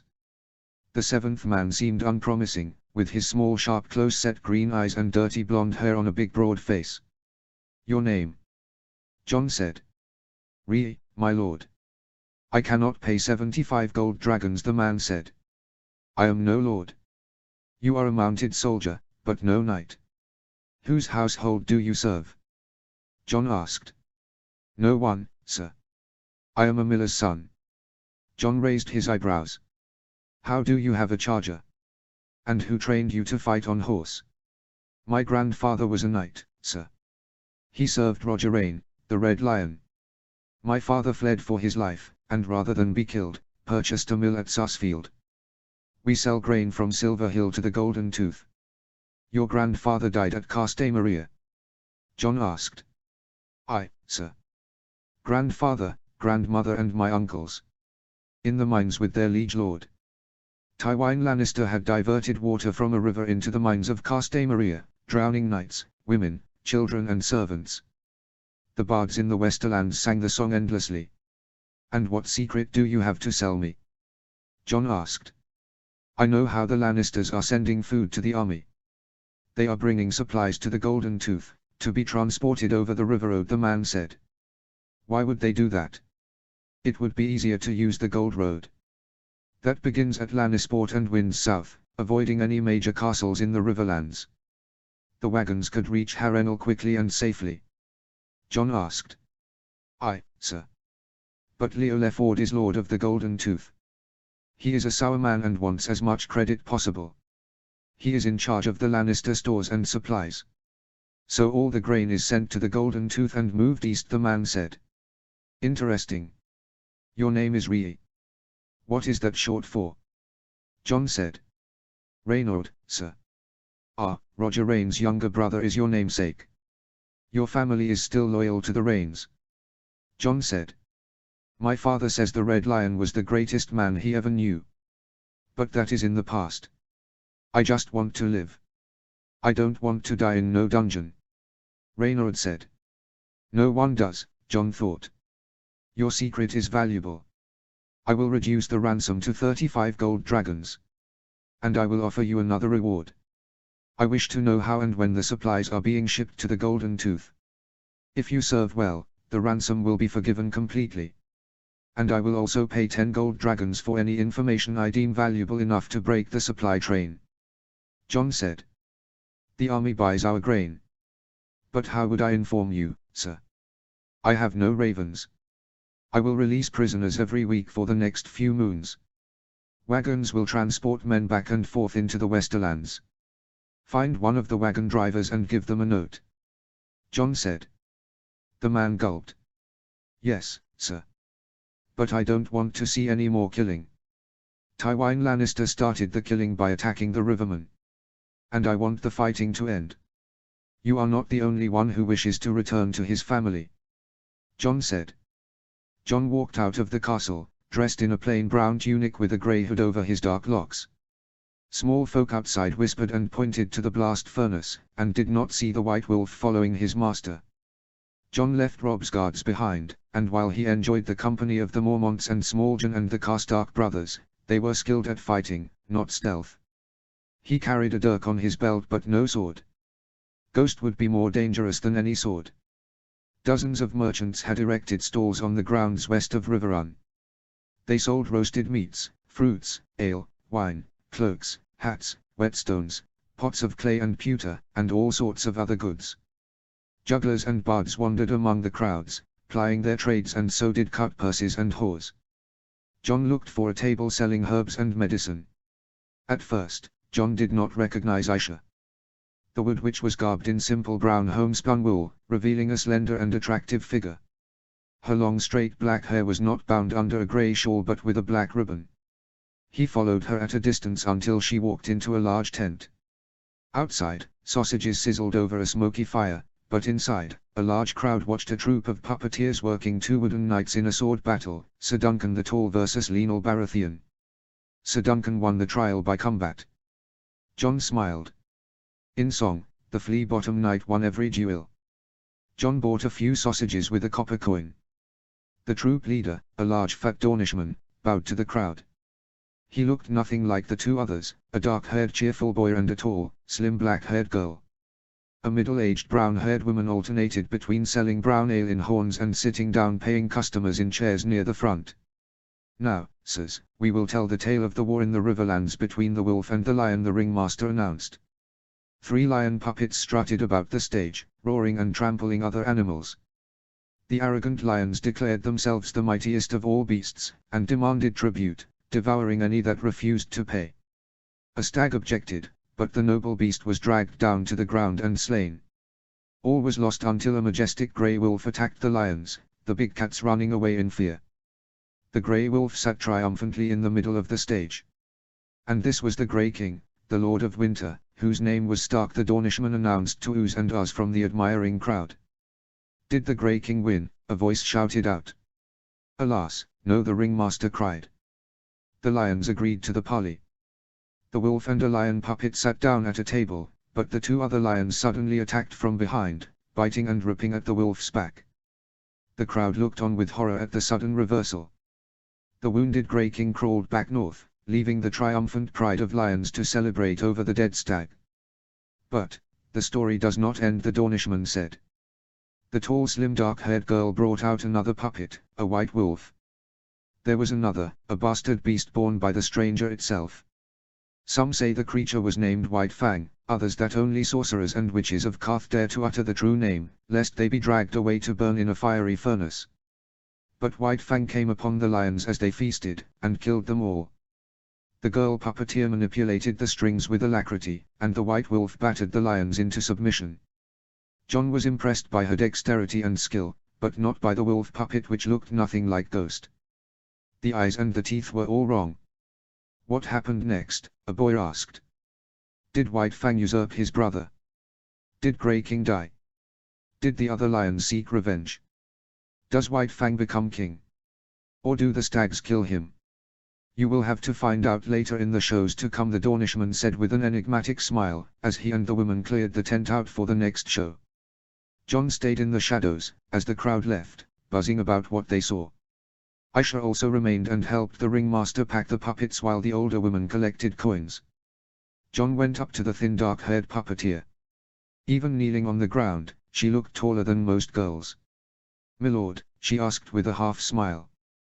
"You have great skill with the puppets. What is your name?" Jon asked. "Ansel, milord," she said with a slight curtsy. And the woman speaking to the ringmaster, "Do you know her name?" Jon said. "Tisha, lord. My father knew her a decade ago. After Robert's rebellion, he made a great trip with his mama's troop, all the way from Dawn to the Westerlands. I was only a babe then, but she cared for me for a little while," she said.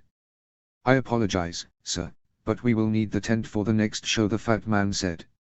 A white direwolf popped his head into the tent, sniffing hungrily. Jon sighed and bought a dozen more sausages with a few coins, and then fed them to a happy ghost. "Begging pardon, milord. We meant no offense," the Dornishman stuttered, his olive skin turning paler than Sansa. The other troop members stared at the ground, and Aisha stood protectively in front of the boy and woman. "A bastard beast born by the stranger." Jon smiled. "No offense taken. But my brother's wolf is Grey Wind, not Grey King. And this is Ghost." The white wolf glanced at his puppet and then bored, turned again to the sausages. "Lord, we are simple entertainers. Tales of your hatred of Lannisters and the fiery furnace of doom have been spread by others," the man gulped. "I am curious. When you travel to other lands, what do you perform?" Jon asked. The fat man looked apologetic. "Well, in the Westerlands, the lions win. In the Reach, they like tales of chivalry and knights, so Florian the Fool and his beloved Jonquil. In the Stormlands, we sing of the victory at Ruby Ford. In Dawn, the sun triumphs over all. And in the North?" Jon asked curiously. "The North is so far and cold, and they don't have tourneys or fairs. The man said. We just sweep down south to kill lions. Perhaps one day, you will come north. John said. He took 20 silver coins from his pouch and handed to the older woman. It was an excellent performance and your puppets are well carved. Ghost has red eyes though and his teeth are not dripping in blood. If you would correct that. Thank you, Lord, the man said. I can paint him better, sir. Now that I have seen the dire wolf, it will be easy. Ansel said. Ghost sniffed the air, but whether he was smelling her hand or looking for more sausages, John could not tell. Maester Snow, you are not offended. Garin and Cedra can keep performing this play. Aisha asked hopefully. Words do not matter. No, it does not bother me. Good fortune to you all and I hope the crowds are plentiful during the tourney. If I could trouble you for another batch of sausages, I am sure Greywind will enjoy some. John said, fishing out some more copper coins. John walked back to the castle with the dire wolf. John had wrapped 24 links, intending for Ghost to share with his litter mate at the castle. The smell of the meat juice seeped through the cloth, and Ghost licked his teeth in anticipation. You have already had over a dozen. John said, rubbing the white wolf's head. Aisha hurried from the tent and caught up with him. Maester Snow. Thank you for your understanding. My friends meant no harm. No matter. Better to be frightening than frightened. I know no sorcerers or witches though, but I suppose most men from the Riverlands could not tell dawn from Karth. John jested. You know me. I am a wood witch. Aisha said. With her long black hair, and brown dress, she looked like a young peasant girl at the fair. When I first met you, I thought you must be at least 40 years of age, with the grey shawl and the stooped back. But you are not that old, are you Tisha? John said. She froze and trembled, like a fawn ready to bolt from hunters. Her hands wrapped around her chest as if slender arms could somehow protect her from a cruel world. What do you know? Not much. You came from the Westerlands. You are young, and even if you have a son of 12 name days, you cannot be older than 30. Someone very wealthy gave you the book on herbs, and other books. But I can guess quite a bit. John said. And what do you guess, Maester? She said. John looked around to make sure no one was near. They walked to the water, where the rushing current was too loud for them to be overheard. The river guarded the north and Ghost could drive off any interlopers from the south. Geryon is a Lannister, isn't he? That's why you fled to the Riverlands. You are a lowborn. Did they threaten to beat you? John said. Tisha's eyes turned cold and she stared over the blue-white water of the Tumblestone. They did much more than that. I wish they had killed me. But I lived for my child. She stopped, and for a brief moment, John feared that she would throw herself into the river, but Aisha or Tisha was made of sterner stuff. What will you do, sir? Will you tell Jerry? It is your secret. Do you wish revenge on the Lannisters? John asked. I want to be safe, to know that Jerry will not be harmed or taken away from me. Aisha said. John scratched his head with his right hand. Surely the Lannisters will not harm their blood. Even they would not hurt a bastard. Geryon is not a bastard, she said, her eyes both angry and sad. Please, you do not know what the Lannisters are capable of, what Tywin Lannister can do. He is a monster, and I want him nowhere near my son. I swear on my family's honor to keep your secret, Aisha. I will tell no one. John said. Thank you, Maester. You are a good man, she said. How can I repay you? John shrugged. He doubted the truth of those words, but he did not wish to burden Aisha with more worry. She had suffered enough. I am curious about something. How did you leave the Westerlands? Isn't the border watched carefully? The Golden Tooth guards the river road and Deep Den looks over the Gold Road, but there are several passages through the mountains.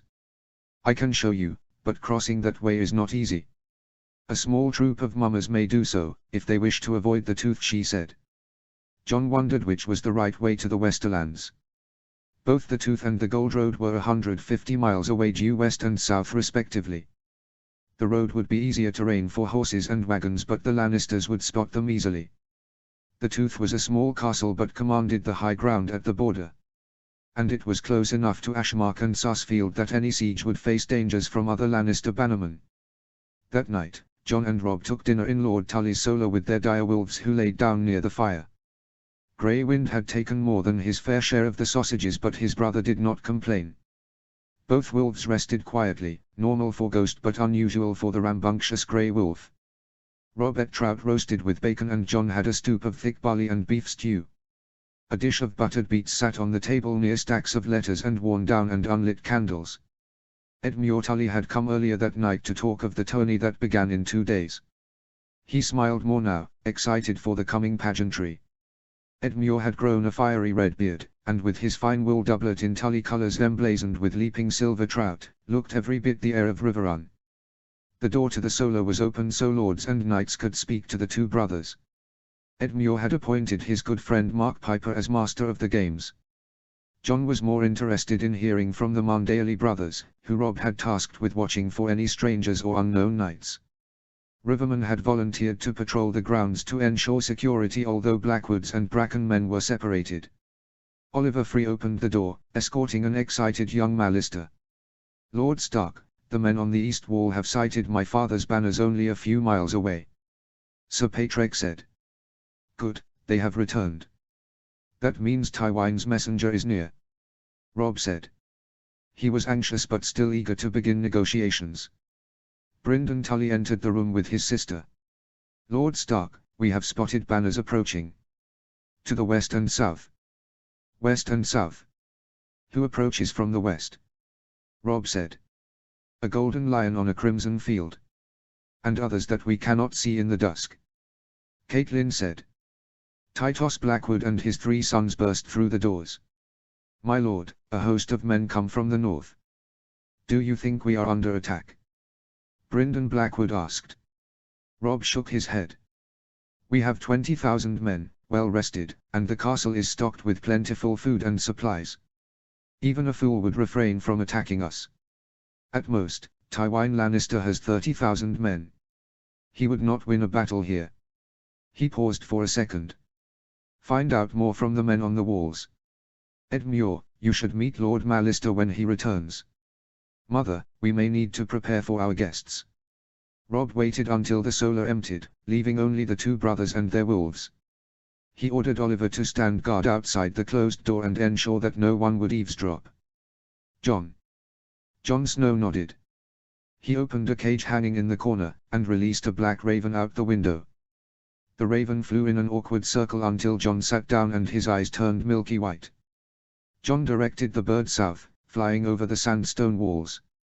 He saw several dozen mounted men with banners from the Reach, a golden horn of plenty spilling out fruits on a white field bordered by yellow, a white sun and chevron and orange, and apples on yellow, both red and green. He wondered if Owen Fossoe was in the group. The bird turned west. A small battalion of armed men approached with a white flag of parley. The sigil of the Gold Lion was foremost but there was also an orange burning tree on a smoky field and a gold pile on a sky blue field with a golden sun to the left. He headed north. The group there was the least in number, but made up of hard men riding garrons and shaggy ponies. The sigils were all variations on one theme, a silver scythe on a black field. The man at the front was armored in plate with oversized pauldrons and riding under a scythe quartered with a peacock. Finally the raven turned east to a sea of golden lions, the banners flying proudly. At least 100 soldiers in plate mail and chargers rode under the Lannister colors, accompanying a wheelhouse. Jon allowed the bird to rest atop a pine tree. Jon turned to his brother. The 2 direwolves paced restlessly in the solar. "Enemies to the west, enemies to the east. The southerners are from the Reach, House Merryweather, Ashford and Fossoe. The men from the west are coming to parley, House Marbrand, House Lefford, and House Lannister. They must have ridden from the Golden Tooth. The north are Ironborn, House Harlaw but several cadet branches. And the east is all Lannister." "Can you see the messenger?" Robb asked. "The soldiers are escorting a wheelhouse." Jon relaxed and willed the raven to fly closer. There were several men sitting, an older man with a red cloak over his mailed shirt, a thin black-haired man with a stubble of a beard, and a shy skinny boy with thin hair. John's eyes were attracted to the dwarf with stubby legs, a jutting forehead, and mismatched eyes, green and black. Some strands were so blonde to be almost white, but in the dusk, the hair looked blonde and brown. The dwarf stared at the castle with an intense, uncomfortable gaze. Tyrion Lannister. He is Tywin's representative. John said. Author's notes. Parabellum is more than the third John Wick movie. The actual Latin phrase is si vis pacem, parabellum, if you want peace, prepare for war, but it is not clear which Roman said that. It is also the motto of a German gun company, which makes the Luger Parabellum. The story of Aeya Targaryen comes from Blood and Fire. It is a sad story, but that is the general trend in Blood and Fire. The Sun Chaser is the ship that Elissa Farman built to sail south and west. As far as I can tell, it is based on Ferdinand Magellan's flagship, the Trinidad. By 1300 AD, compasses were used in Europe. It is not clear whether they were invented on their own or borrowed from the Chinese, who figured out how to make magnetic iron needles in 200 AD. The Chinese used the compass for divination first, and not for navigation until 1100 AD. The Sea Snake is both Corlys Valeron's nickname and his flagship. He sailed as far as Yeti, and is an interesting figure in the Targaryen era. But he didn't have dragons, so he was out of luck. Lady Mage Mormont's armor is half plate. What she is missing is armor on her legs, although the tassets protect her upper thighs and hips. When properly fitted, you can move reasonably well in plate because the weight is well distributed. One major advantage of plate over chain is that any force is absorbed over a greater surface area, thus reducing the power of blows. John's plate mail also makes them immune to everything but lucky missile shots. The Y-shaped and T-shaped helmet gives good protection too, although of course the eyes are exposed. The Mormonts and Robb's guard have steel shields now, but John is still in the process of ramping up the production from the furnace. The puppet show is a nod to the Mystery Night where Sir Duncan the Tall saves Tansel, a tall Dornish girl, from Arion, a rather nasty prince as bad as Joffrey. Ansel is named after her great-grandmother. The puppet story is obviously hyperbole, but John's reputation is taking a hit from the prison ransoms. Jailers are not popular figures in songs. The young wolf remains the bold hero to the masses. Robb was always a more dashing leader than John, until his bad strategic decisions began to catch up. Chapter 13, Lions and Wolves. Chapter text. Lions and Wolves. You do understand how guest right works, Lannister? Robb Stark asked impatiently. Robb had decreed that for the length of the tourney, only one gate would be used for visitors to enter and exit Riverrun. Supplies, wagons of ale and servants bringing in steers and lambs to be slaughtered, still moved under watchful eyes on boats through the water gate on the north and the southern bridge over the Red Fork, but the visitors were allowed only through the west gate. A large crowd of small folk and nobles watched the commotion that morning, as the bridge was jammed full. Dozens of lords and knights had petitioned to enter Riverrun, including Tyrion Lannister and other Westermen. On the castle side, Robb stood with John at his side, supported by his honor guard, the Blackfish and Edmure Tully. Robb's longsword remained sheathed, but northern soldiers ringed the castle walls, with arrows nocked and spears ready. But why should I swear guest right to you, boy? This is the Tully castle, Tyrion said. He was playing for time, and the imp and his companions, except for the squire, all wore mail and fingered swords. The Lannister captain and Tyrion's sworn sword stood next to him, in front of other Westermen and men from the Reach and the Iron Islands. You are here to negotiate with House Stark. Their armies broke the siege and captured the prisoners. So Lord Stark will be your host while you are here. The Blackfish said, his tone making it clear that he would prefer a very short stay for the imp. Lord Robb is also host to Tully's grandson. House Stark has joined House Tully in sponsoring this tourney to celebrate my father's life. Edmure added. Ah, yes. The great host Tully. We are so lucky to honor his great achievements. Very well. Tyrion drawled. Servants came forward with the plate of salt and bread. Tyrion took off his steel gauntlets, and as he nibbled the bread, his squire loosened the breastplate and began to unbuckle the gilded steel armor. Tyrion sighed with relief as he discarded the vambraces and spalders. The castle steward handed out more plates of food, and John checked to make sure everyone took a bite of bread. Any who wish to enter the Riverrun must disarm. So long as you do not attack my men or anyone in the castle, you will not be attacked, and I will protect you from harm. This I swear on honor of my house before the old gods and the new," Robb said. The pug-nosed yellow-haired knight standing 5 feet from Tyrion grunted, but handed his helm and hand and a half-sword with a lion for a pommel over to a squire. He began to shuck off his gilded ringmail and the other Westermen followed his lead. Men started to divest their shields and swords. That morning, the knights from the Reach wore well-fitted mail hauberks with 3/4-length sleeves, reaching down to the mid-thighs. Chain was cheaper than plate, but a quality mail shirt was expensive, both in the amount of iron wire and the skill required.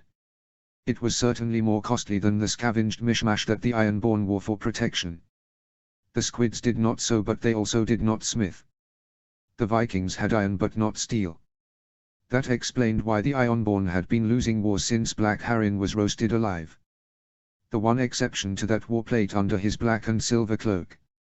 He also refused to give up his sword. "I will not relinquish my family blade." The black-haired man speaker was tall, with strong arms and a long austere face. The sword was sheathed, but John could see the moonstone pommel and the elaborate guard, like sea creatures twisted about on golden waves. "You cannot have a weapon in Riverrun," Robb said. "Nightfall is my ancestral sword. My lord cousin gave it to me when I was knighted, and the blade has never left my sight, not when I sail or sleep," the man said. John had never seen a Valyrian sword besides the great sword ice. Archmaester Thurgood claimed there were 227 Valyrian steel blades left in Westeros, but the man must have been senile when he wrote those words. John knew of less than 20 such blades, and half of those had been long lost, like Blackfyr and Dark Sister. Nightfall should belong to House Greyjoy.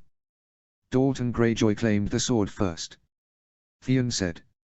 "And your house lost it, nephew, when the Red Kraken died," the man replied. "Your name?" Robb asked. "Sir Harris Harlaw of Grey Garden and the 10 Towers," he said. "How is an Ironborn Hunter Knight?" the Great Jon asked. The Iron Islands were not exactly known for chivalry or anything besides reaving and raping. Harris Harlaw stared hard at Lord Umber before responding. "I was sent to squire with my mother's family, House Serret. I was knighted after winning a tournament. There were knights and then there were knights. Many second and third sons of nobility were awarded their spurs due to favors, coin, or not so hidden threats. Sir Ryman Free and his Free brothers were proof of that. But winning knighthood in a battle, that was an entirely different matter. Barristan Selmy had won his knighthood by unhorsing Duncan the Tall in a joust. Brynden Tully had been knighted for his courage in the War of the Ninepenny Kings. Jaime Lannister had been knighted by Sir Arthur Dayne for facing the Smiling Knight. The Knight of Grey Garden clearly belonged to the latter group, and armed with a Valyrian blade, would be a deadly opponent in any melee. "May we see the blade?" John asked. Sir Harris nodded and drew Nightfall out of the leather scabbard decorated with scythes and peacocks. The steel was dark and smoky, with a rippled pattern like teardrops of flowing water. Nightfall was a longsword, not a great sword like ice, but it was a fine weapon, and attracted many admiring glances. "I can see why you would wish to keep such a treasure," Robb said. "But, Sir Harris, do you follow the Seven? I thought Balon Greyjoy had banned the faith in the Iron Islands." John said. "He did, but before that, my cousin Lord Harlaw had septons at 10 Towers to care for his books, and my mother worshipped the Seven. I took my vows anointed with the 7 oils, and stood vigil at a September." Harris said.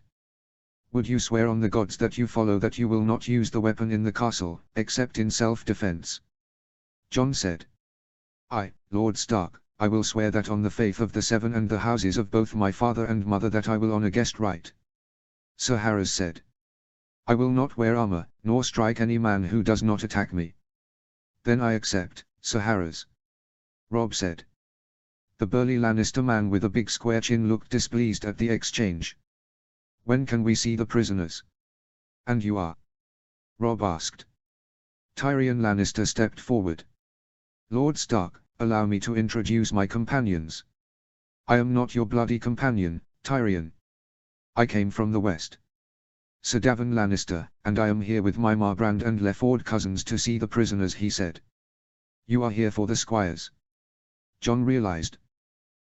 The Westerlords want to make certain they return safe. My cousin, Jamie, says they are not harmed. I hope for your sake that is true. Davin said in a belligerent tone, glaring at John with bright hazel eyes. Save your threats for someone who cares. The squires are guarded in the North Gate house.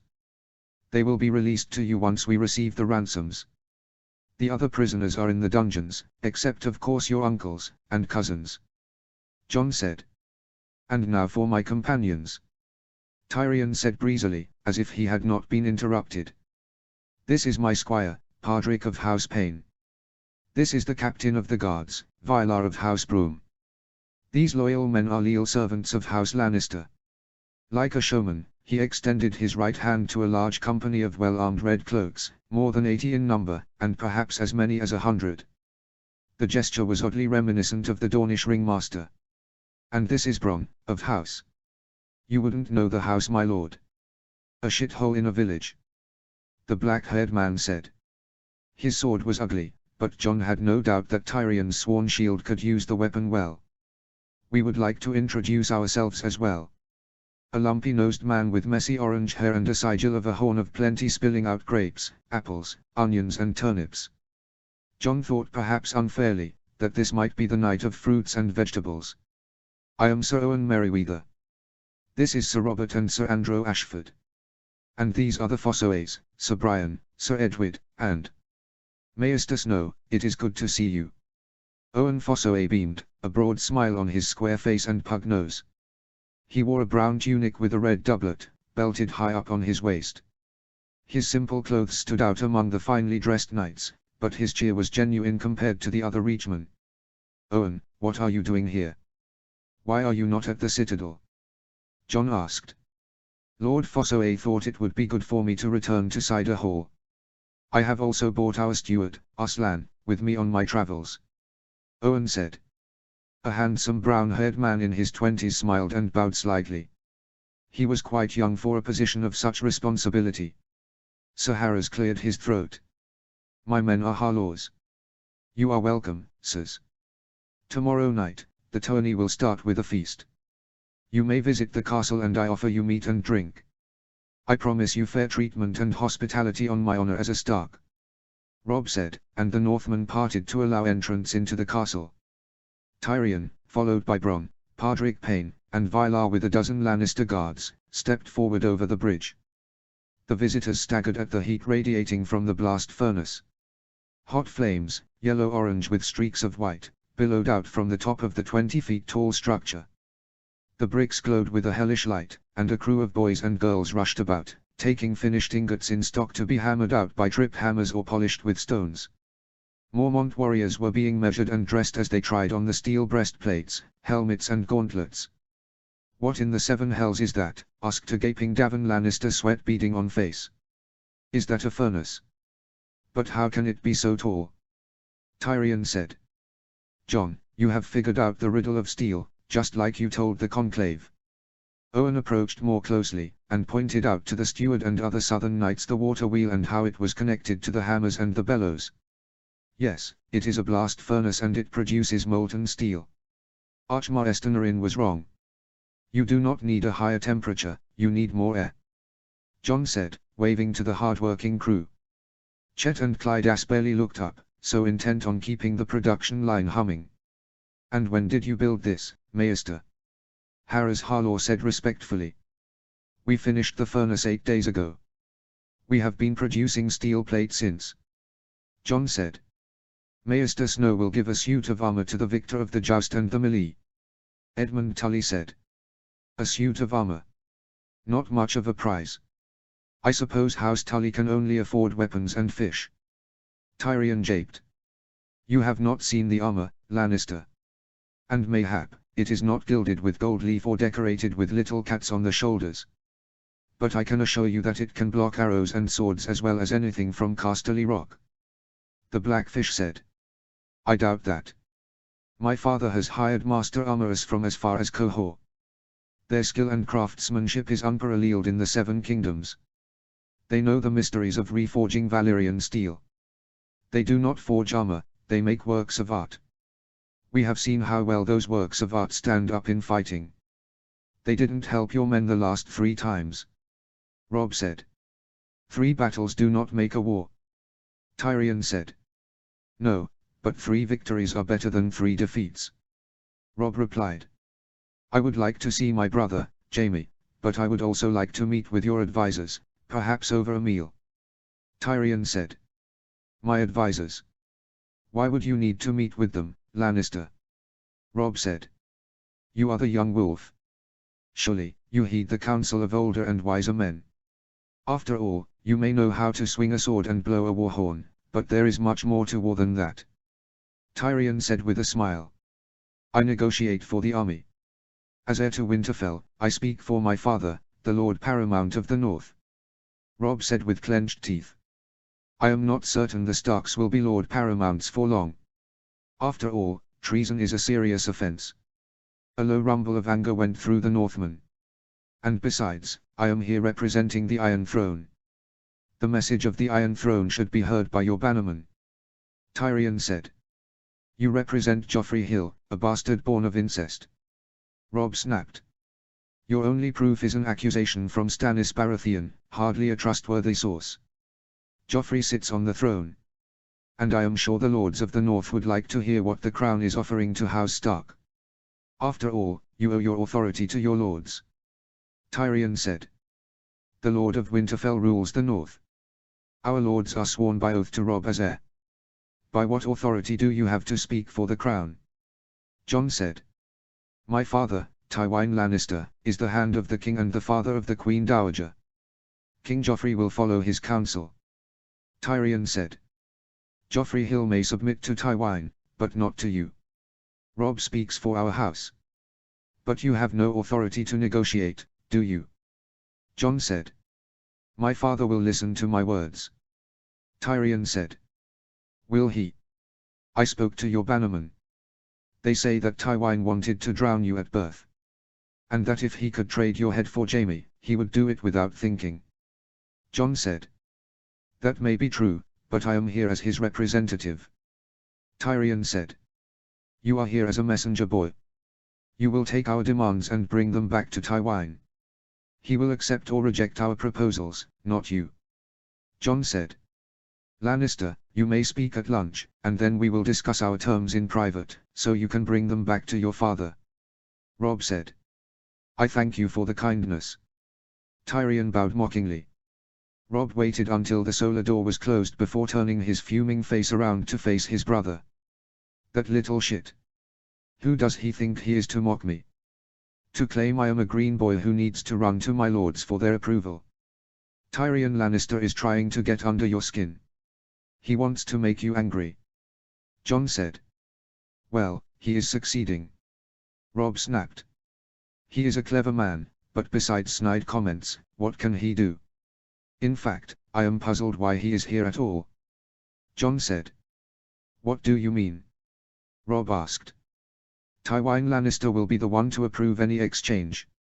He does not wish to come to the castle, but he only needs a messenger. Why send his son with 100 guards? Jon said. The Lannisters are proud. The father wishes to appear strong, even if he has lost battles. Rob guessed. Strength comes not from victories, not the size of your forces. Otherwise, the Reach would more respected. And as for the Reach and the Ironborn, I am puzzled at why they are here, as well. Jon said. You don't think the Harlaws or the Merryweathers and Fossoes are here for a tourney? You may admire Hoster Tully as your grandfather, but why would an Ironborn or a Reachman care? Owen Fossoe is a good man, and as a friend to share a mug of ale or cider, there is none better. But he is not a warhound. He should be at the Citadel. And why is his steward here? In the Reach, the stewards oversee castle and farms, not tourneys and arms. Jon said. I wonder too about this Harlaw knight. Do you think he is carrying a message for Theon? Rob asked. Possibly, although if so, that would be foolish. If I were an Ironborn trying to contact Greyjoy, I would just bribe a whore. Walking through a castle as the only Ironborn knight attracts attention. Surely this Harris Harlaw has other motives, else he is a dunce. Jon said. You are suspicious of everyone, Jon. I am surprised you do not wonder about me. Rob joked. Perhaps I do. I may have spies watching you. Jon japed in return. Well, the Lannisters will reveal their intentions soon enough. As for Harlaw, and the Reach, I will find out more. Jon left the solar and went back to the yard. Outside, under the interested eyes of visitors and small folk, his crew, dripping in sweat from the heat, worked on steel shields and breastplates to outfit the Mormonts. The 3 Fossoes were there with their steward, peering with interest at the furnace. Other soldiers watched, including some who sparred with the armored bears. Helpful servants from Riverrun brought fresh jugs of water to the workers and the fighters. Jon was particularly proud about the shields. Most Northmen used large wooden shields, wide at the top and tapered at the bottom, with an iron rim. The shields would be large enough to protect the neck of the horse and the thighs of a rider when fighting from a mounted stance. For some of these shields, Jon ordered strips of steel to make stronger rims and reinforce bands on the back. But a kite shield would be too heavy if made out of pure steel. And just as importantly, steel plate was strong enough to take the brunt of the defensive work. Jon had designed a smaller shield, heart-shaped and less elongated. Such a shield was vulnerable to massed archers, but there were few companies like the Raven's Teeth left. For hand-to-hand combat though, the new design, with the twin advantages of speed and sturdiness, would be a surprise to opponents in battle. Oh, Snow. Jon could not tell whether the speaker was Lyra or Jory. Both lady warriors wore a bassinet, an open-faced helmet with a slightly pointed top, to deflect the force of any attack. They had attached a visor, hinged at the center of the helmet, that stuck out into the point of a muzzle with holes. The Mormont girls wanted to look like the sigils of their house, but Jon thought the helmet was bird-like, a steel raven ready for battle. Chet and Clydas had made a clever design. The extended face guard deflected attacks and made it easier to breathe and could be taken off if arrows were not a threat. Lyra had raised her visor and grinned. Thanks for the mace. Mage Mormont and her girls had carried wooden maces, a thick club with the head reinforced with metal studs and nails. Jon had forged the 4 ladies' new weapons. The wooden shaft remained, but the all-steel head had 6 flanges with 3 spikes each. At the top, there was a sharp steel spike, that could be pushed like a spear point through a head or a chest. The mace looked like a holy water sprinkler, but the Mormonts would offer a very different blessing than a fat septon. Any man who underestimated the she-bears might not live to regret it. Jon beckoned the crew to come over. Jon had given his lieutenants full responsibility to hire as many workers as needed, and the operations had been greatly expanded. There were dozens and dozens of new faces, looking around with uncertainty. In a time of war, few small folk could have expected a steady job, plentiful wages, and a place of safety in the castle. They were anxious that their good fortunes not turn for the worse. The tournament begins tomorrow. You have done an excellent job, and produced many sets of armor and weapons. I know many of you have only worked for me the past week, but I am pleased with your labor. It would please me greatly for all of you to enjoy the tourney. So after this last batch, I would release you to attend the games, and to walk the grounds. Jon said. "Milord, can we return to your service afterwards?" a young girl asked. "You will not leave my service. I will pay you 10 stags a day, even for the next few days. We have produced more plate mail than I expected, and there will be a great deal of work after the tourney. For now, I wish you to watch the jousts, jugglers, and the melee." Jon said. His steward Satin had already bought a sack of clinking coins, ready to hand out stags. "I heard there is a puppet show that." Jerry said. "Ah yes, I am now White Fang, the bastard beast of the north." Jon chuckled. "Words are wind. Satin, give everyone a few extra coppers. You should all go see the puppets. The Dornish are famous for these shows, and this one is well done. Milord, is there anything else for us to do?" Satin asked. Jon thought briefly about asking them to watch the many visitors. Jerry was quick, and it would be easy for a smart perceptive boy to spy on visiting knights. But his workers were young, and they were not yet men or women grown. Putting them in danger would not be right. I wish for all of you to be careful. A tourney may attract thieves and cut purses. Make sure you are safe. You are all valuable, and I wish you to return unharmed in a few days' time." "Milord, what more can we do today?" another girl asked. "Finish this batch of steel." Pour out the ingots, and finish armor or weapons you are working on. And then in the afternoon, feel free to leave. Enjoy the puppets. John smiled. John was sitting in a room near the dungeons when a man pushed past his guards. He looked up from the stack of signed notes to the long face of the dark-haired Ironborn. Sir Harris Harlaw held his hands in front, showing that he held no weapon. "They say you are in charge of the prisoners," the Ironborn said. Jon Snow. "What can I help you with?" Jon said. "I wish to pay the ransom for several of your captives." Harris said. "But, of course, House Seret. You wish to free men from your mother's house. But I sent the note to Silver Hall, and you came from the north. You do not even know which prisoners I hold." The knight gave a grim smile. "I don't. But I would be pleased to pay your price." Jon touched the tips of his fingers together. "Why? House Seret has always looked down on me. Lord Seret loves my mother, who is his sister, but my cousins consider me half a bastard and baseborn. Word has spread to the islands about the battles in the Riverlands. I want them to know, my mother's relatives to know, that it was her son who saved Seret lives." Harris said. "How did your parents meet?" "An Ironborn and a lady of a Westerland house." Jon asked. "My mother was captured in a raid. Another Ironborn was about to rape her, but my father stabbed him through the back," he said. "And then they fell in love." Jon asked, perplexed. "What?" "No. In the confusion, my mother managed to escape by knifing a man. Her brothers rescued her, but no one would consider her hand in marriage. She was ruined, and her father wanted to send her to the Silent Sisters. Many moons later, my father came to Silver Hill and offered to marry her as his iron wife. He had not forgotten the little lady who could kill a man and swim for shore." Harris said dryly. Jon wondered if that story was considered the height of romance by the Ironborn. "I hold a Sir Harwin and Sir Harlan Seret as prisoners. There are also 8 men at arms. I have 1,000 gold dragons, Maester." Harris said. "I would take 250 for each knight, and 50 more per men at arm. But they will need to swear an oath to not attack the Northern Army or the Riverlands again." Jon said. "Harwin and Harlan are annoying little shits. They will not like that I am the one freeing them, and refuse to swear an oath. House Seret is a proud house." Harris said. "No one would ever think a preening peacock was humble. I do not care what they like. The 1,000 dragons are worth more to me than 2 knights." Jon said. They waited for the guards to drag the Serets out of the dungeon. The Knight of Grey Garden was a man of few words, so Jon broke the silence. "Are you here for Theon Greyjoy as well? He is still a ward of House Stark, and we would not take kindly if you took him away." The knight drummed his fingers on the table. "Is Theon a wolf or a kraken? He has always been proud to be the Prince of the Iron Islands." Jon said.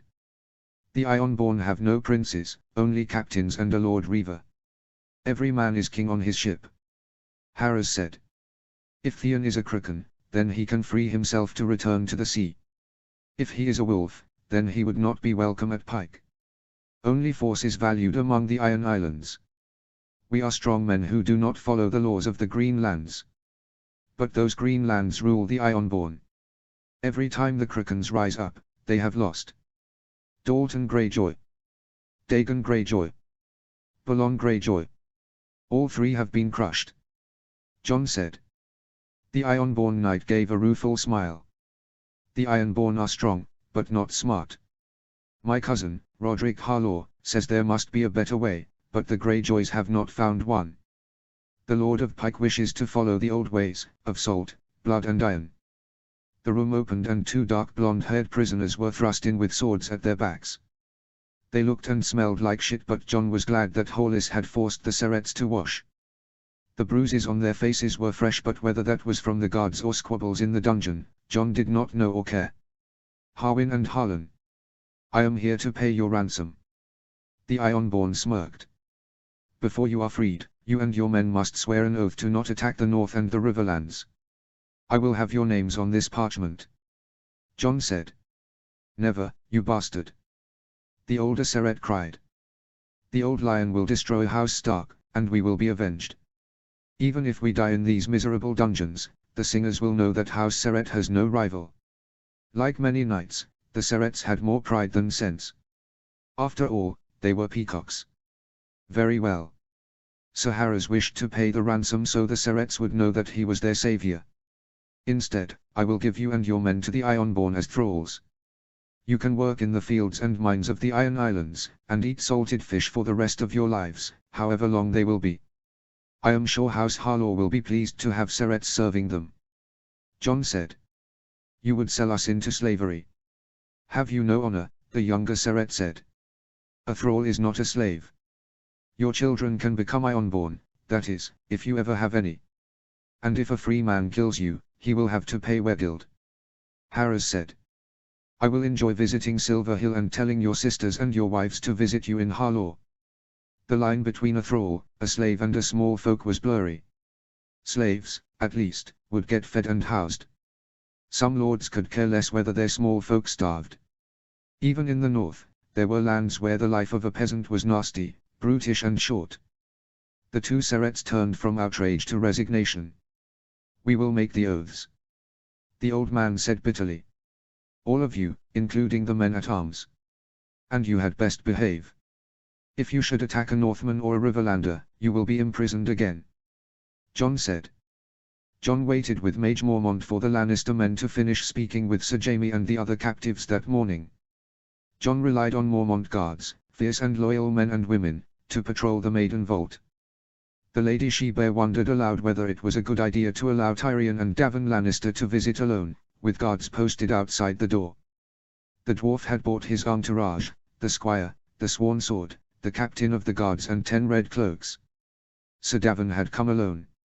No doubt they are plotting against us. Mage said. She wore her steel breastplate and carried the newly forged war mace. Of course they are. But there are 24 guards on the bottom floor. And 3 more on each floor of the keep. We have watchers outside the keep as well. All the guards are armed and the Lannister men are not. John said. I will be more comfortable when these Lannisters leave. They say the imp is a devilish creature, full of cunning and tricks. Mage said. They say that about me as well. John said. The she-bear chuckled. Yes, but you are on our side. If you are worried, I will have ghost patrol with your daughters at the keep. I promised Robb to safeguard the prisoners and I will not break my word. John said. I do not like the imp's looks. He has a smirk on his face, like he knows something that we do not. He may think he is clever but he trades in deceit. Lady Mormont said. The imp was clever, John thought, but the constant smirking was a bit much. And a man could be deceitful without looking to the part. But more to the point, what was Tyrion's game? For once, fish was not on the menu. The Tullys served roast of lamb with savory garlic and goat cheese. The main dish was accompanied by a turnip green and red fennel salad and a creamy chestnut soup. Even the Reachmen admired the sweet chestnuts, roasted over a fire and then cooked with vegetables in butter. Wine spiced with cloves and cinnamon and ale in horns were served to the lords and knights who had heard gossip of Tyrion Lannister's words that morning. That would be almost all of them, John thought, as he looked around the crowded great hall. At the head table, overlooking the hall, Robb stood proud, next to Sir Brynden and Sir Ed Muir. Lady Stark had commandeered the final seat, on the argument that she was both a Tully and Stark, and would balance the two. John sat at the second table, with the Lords of the North. The Great Jon, Lady Mormont and the Mandaealis had insisted and John agreed, despite reservations from other lords. Tyrion and Davon sat at the third table, with their guards further away. The lamb was nearly finished when Tyrion Lannister stood up to speak. He was a small man but as he walked to the head table, Riverrun guards went to intercept him, before Robb waved him off. The hall went silent, waiting for his words. He did not disappoint. My lords, I have come to ask you to bend the knee. Tyrion said. Do so now, and the Iron Throne will grant you mercy. Nervous laughter broke out in the crowd. We are winning, Lannister. Robb said. For now, yes. You have won a few victories, but my father still has his host, 30,000 strong. We have men at King's Landing, and King Joffrey can raise larger hosts. We have the royal fleet and the ships at Lannisport. The north is but one kingdom. It will lose when faced with the might of the others. Tyrion said. What others? The Crown lands and the Storm lands do not follow you. The Baratheons claim that Joffrey is pure Lannister. Robb said. Men are always willing to believe what they wish. For now, they believe these lies about my dear nephew. But when Stannis is beaten, they will rush to pledge their loyalty to Joffrey Baratheon. This is how men have always behaved. Tyrion said. How many rebellions have ever succeeded against the Iron Throne? Only one in 300 years.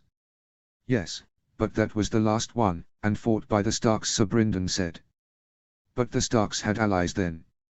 The North had the Riverlands, the Vale, and the Stormlands. Now what do you have? My father's host controls most of the Riverlands. The Vale is silent. The Stormlands are split between two Baratheons.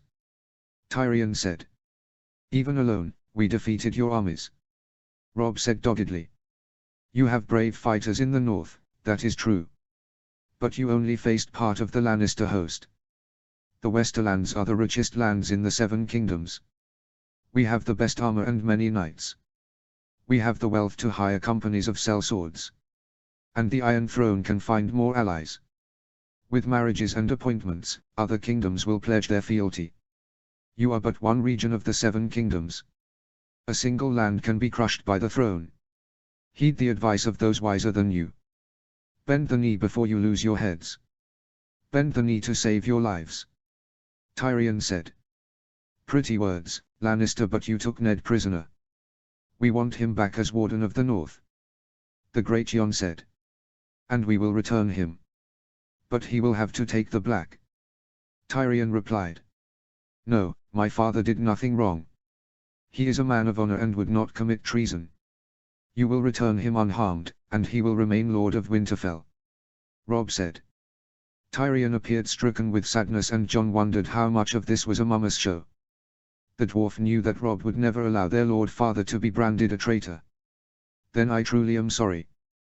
Because with the wealth of Casterly Rock and the might of the Iron Throne, the rebellion will fail. Jon stood up. Did Lord Tywin send you to tell us how much you care for the North? And how the Lannisters wish to spare us any harm? If you are wise, you will bend the knee, before my father takes your heads. Tyrion said. In this life, nothing is certain except that winter comes. We may lose our heads, it is true. But what if we prevail? What then?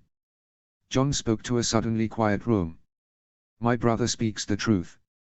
We have won 3 battles, at the Whispering Woods, at Riverrun, and at the Broken Bridge.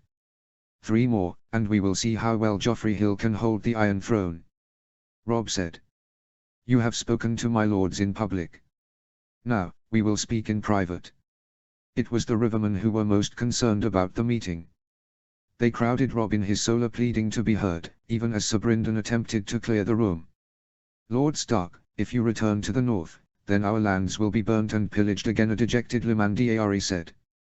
The 9-year-old tried to stay strong but was on the verge of tears. Lord Stark, without your soldiers, the lions will devour us, and rape and kill our people. We have already seen their actions, and they will want revenge for your victories. Morpha Blackwood said grimly. Lady Went sobbed while Ravla Smallwood and Barbara Bracken supported her. The sense of doom in the air was strong, as if the tyranny of the Lannisters supported by the crown was inevitable, if any negotiation resulted in the Wolf's retreat. My lords and ladies, I understand your concerns. The northern armies came to rescue my father, Lord Stark. But we will not forget the Riverlands. My father's last action as Hand was to order the mountain's capture. We will bring the guilty to justice. Robb said. Jon waited until the grumbles of the Rivermen receded in the distance before turning to his brother. Bring the guilty to justice. Tywin Lannister is guilty of these crimes, and you are not likely to capture him, unless you bring down the Iron Throne. Jon said. I know. But what else can I say? That we will allow the guilty to run free. Robb said. We should not say empty words or make promises we cannot keep. Jon said. Where is Tyrion Lannister? Why does the imp take so long to come to a meeting? Robb said. He visits his brother often. The guards say he spends much time with Jaime alone. Jon said. At Winterfell, he did the same. His sister despises him, but the Kingslayer, his niece and nephew like him. Robb said. He gets along well with Joffrey. Jon asked. No one likes Joffrey. He is a total shit, except with the Queen. Robb said. Lady Stark entered the solo with her uncle Brynden. Behind them, a smirking Tyrion Lannister stood, with Bronn and Podrick Payne. Jon realized then the nature of Tywin's younger son. He may have been a dwarf, but he had his pride. That was why he was so sharp of tongue, he had a great desire to show his wit. Tyrion may have been clever, but the pride in his intellect could prove to be a weakness. My lords, I would hope that my brother Jaime could also attend these talks. Seeing as he is your greatest prize. Tyrion said. He spoke loudly, so everyone in the hall heard his words. Robb ignored the imp. Mother, Sir Brynden, do you plan to attend the talks? I do not wish to presume, Lord Stark, but if you ask for my advice. The Blackfish said. Robb exchanged a quick look of understanding with his brother before he answered. Sir, you are most welcome. Sit by my brother's side while my mother sits next to mine. The heir to Winterfell ignored Lady Stark's grimace. Lord Tyrion, let us begin. What of my request? That Sir Jaime join us in these talks. Tyrion said. Tell me, if this was King's Landing and we were speaking with the throne, would our Lord Father be allowed to attend, or would he be stuck in the black cells? Jon asked. Tyrion blanched a bit and then recovered. I cannot say what King Joffrey would do. Even a green boy could see that he was lying. The dwarf waddled in and sat down, flanked by Bronn and his squire Podrick Payne. Jon was surprised that Sir Davin had not come. Then the Kingslayer can stay in the keep as our guest. Robb said. Will you allow my men to see him and to bring news of the West and our talks? Tyrion asked. If they are unarmed, and mean no harm, then yes. Robb said with some asperity. Enough delay. We wish to negotiate. We offer your brother, Sir Jaime, and your uncle, Sir Kevan. My father wants assurances of peace in the Riverlands. Tyrion said. The Starks and the Tullys raised their eyebrows at the brazen disregard for the Lannister aggression. Tywin Lannister broke that peace. Lord Stark and our sisters will be returned, our guards and men in King's Landing released, the ancestral sword ice handed back. These are our terms and the Lannister army will withdraw, and commit no more violence against the Rivermen. Robb said. I am afraid some of that will be impossible. The Stark men and women in the capital were slain. When my sister ordered their arrests, the gold cloaks were not gentle. Tyrion said. Men and women. The entire household. Robb asked aghast. Jory Castle. Septa Mordane. The dwarf nodded. You killed the Septa. She was a harmless old woman. Catelyn Stark said in disgust. My sweet sister did. I would like to say she wanted to prevent any escape. But I think she only wanted to mount their heads on spikes outside the Red Keep. There is another thing. We do not have both of your sisters. Tyrion said. You lost my sister. Robb yelled. We cannot find Lord Stark's younger daughter. Tyrion admitted.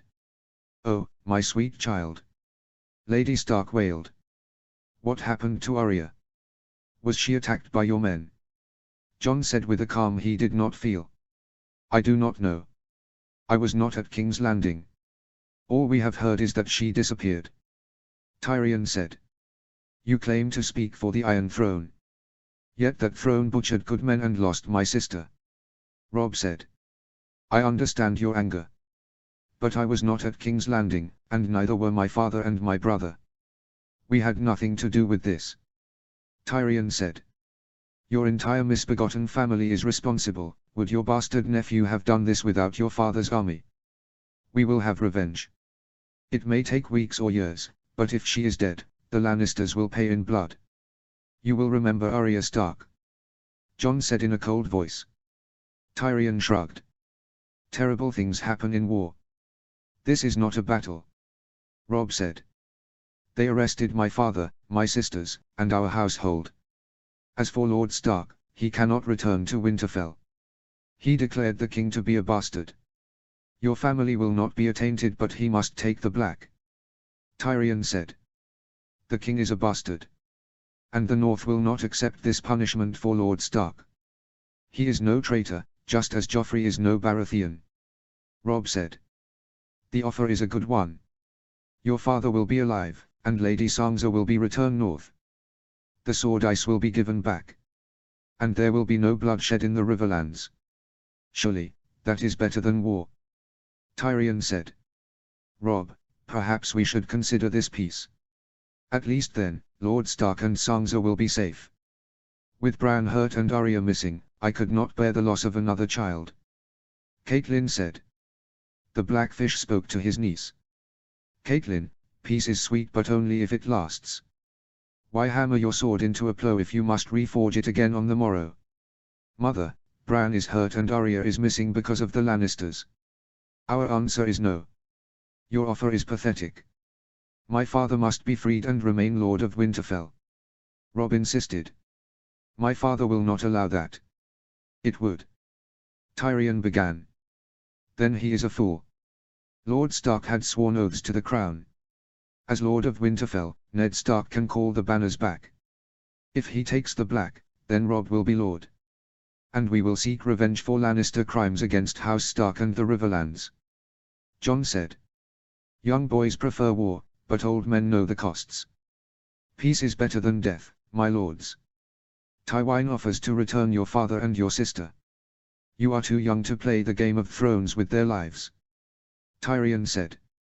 Jon laughed bitterly. You forget your history, Lannister.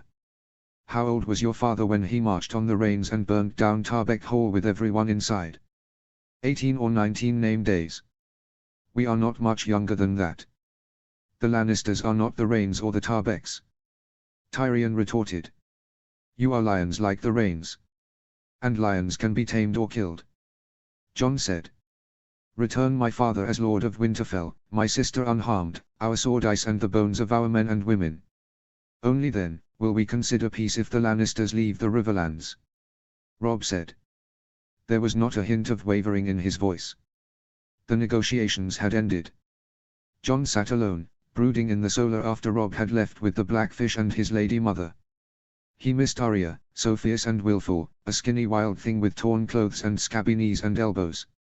Arya was a true wolf of the North, loyal, tough, fearless. He would give anything for her to return to his side, so he can muss her hair and laugh at her antics. Forget honor, Jon would burn down the world to save her. I will make them pay, little sister. All of them. Author's notes. How good was the steel of the Vikings? They are the model for the Iron Islands, although the Vikings were sensible people who traded and ruled and didn't worship Xhulhu on a sea stone chair. The evidence is mixed. Some articles talk about Ulfbert steel, long double-edged Viking blades that might have been hammered in a similar way to Damascus steel. Then you realize two things. First, these Viking blades were not made in Scandinavia but Germany and Francia, i.e. they imported their steel. Second, there were only 170 of these blades, which implies that they were the Valyrian steel of their age, highly coveted and prestigious. In researching steel, you need more than iron. You need charcoal and coal, to add carbon content, and the Iron Islands, while rich in iron ore, cut down all their trees for longships. I think a culture as insular as the Ironborn would not be as willing to trade for swords, or serve foreign lords, which the Vikings happily did. Thus, with a few exceptions, the Ironborn have inferior weapons. Of course, they did steal 2 Valyrian swords, which is 2 more than the richest province, the West. In real life, the Vikings in Scandinavia had much less pure bog iron, harvested in peat bogs and fired in subscale bloomery smelters.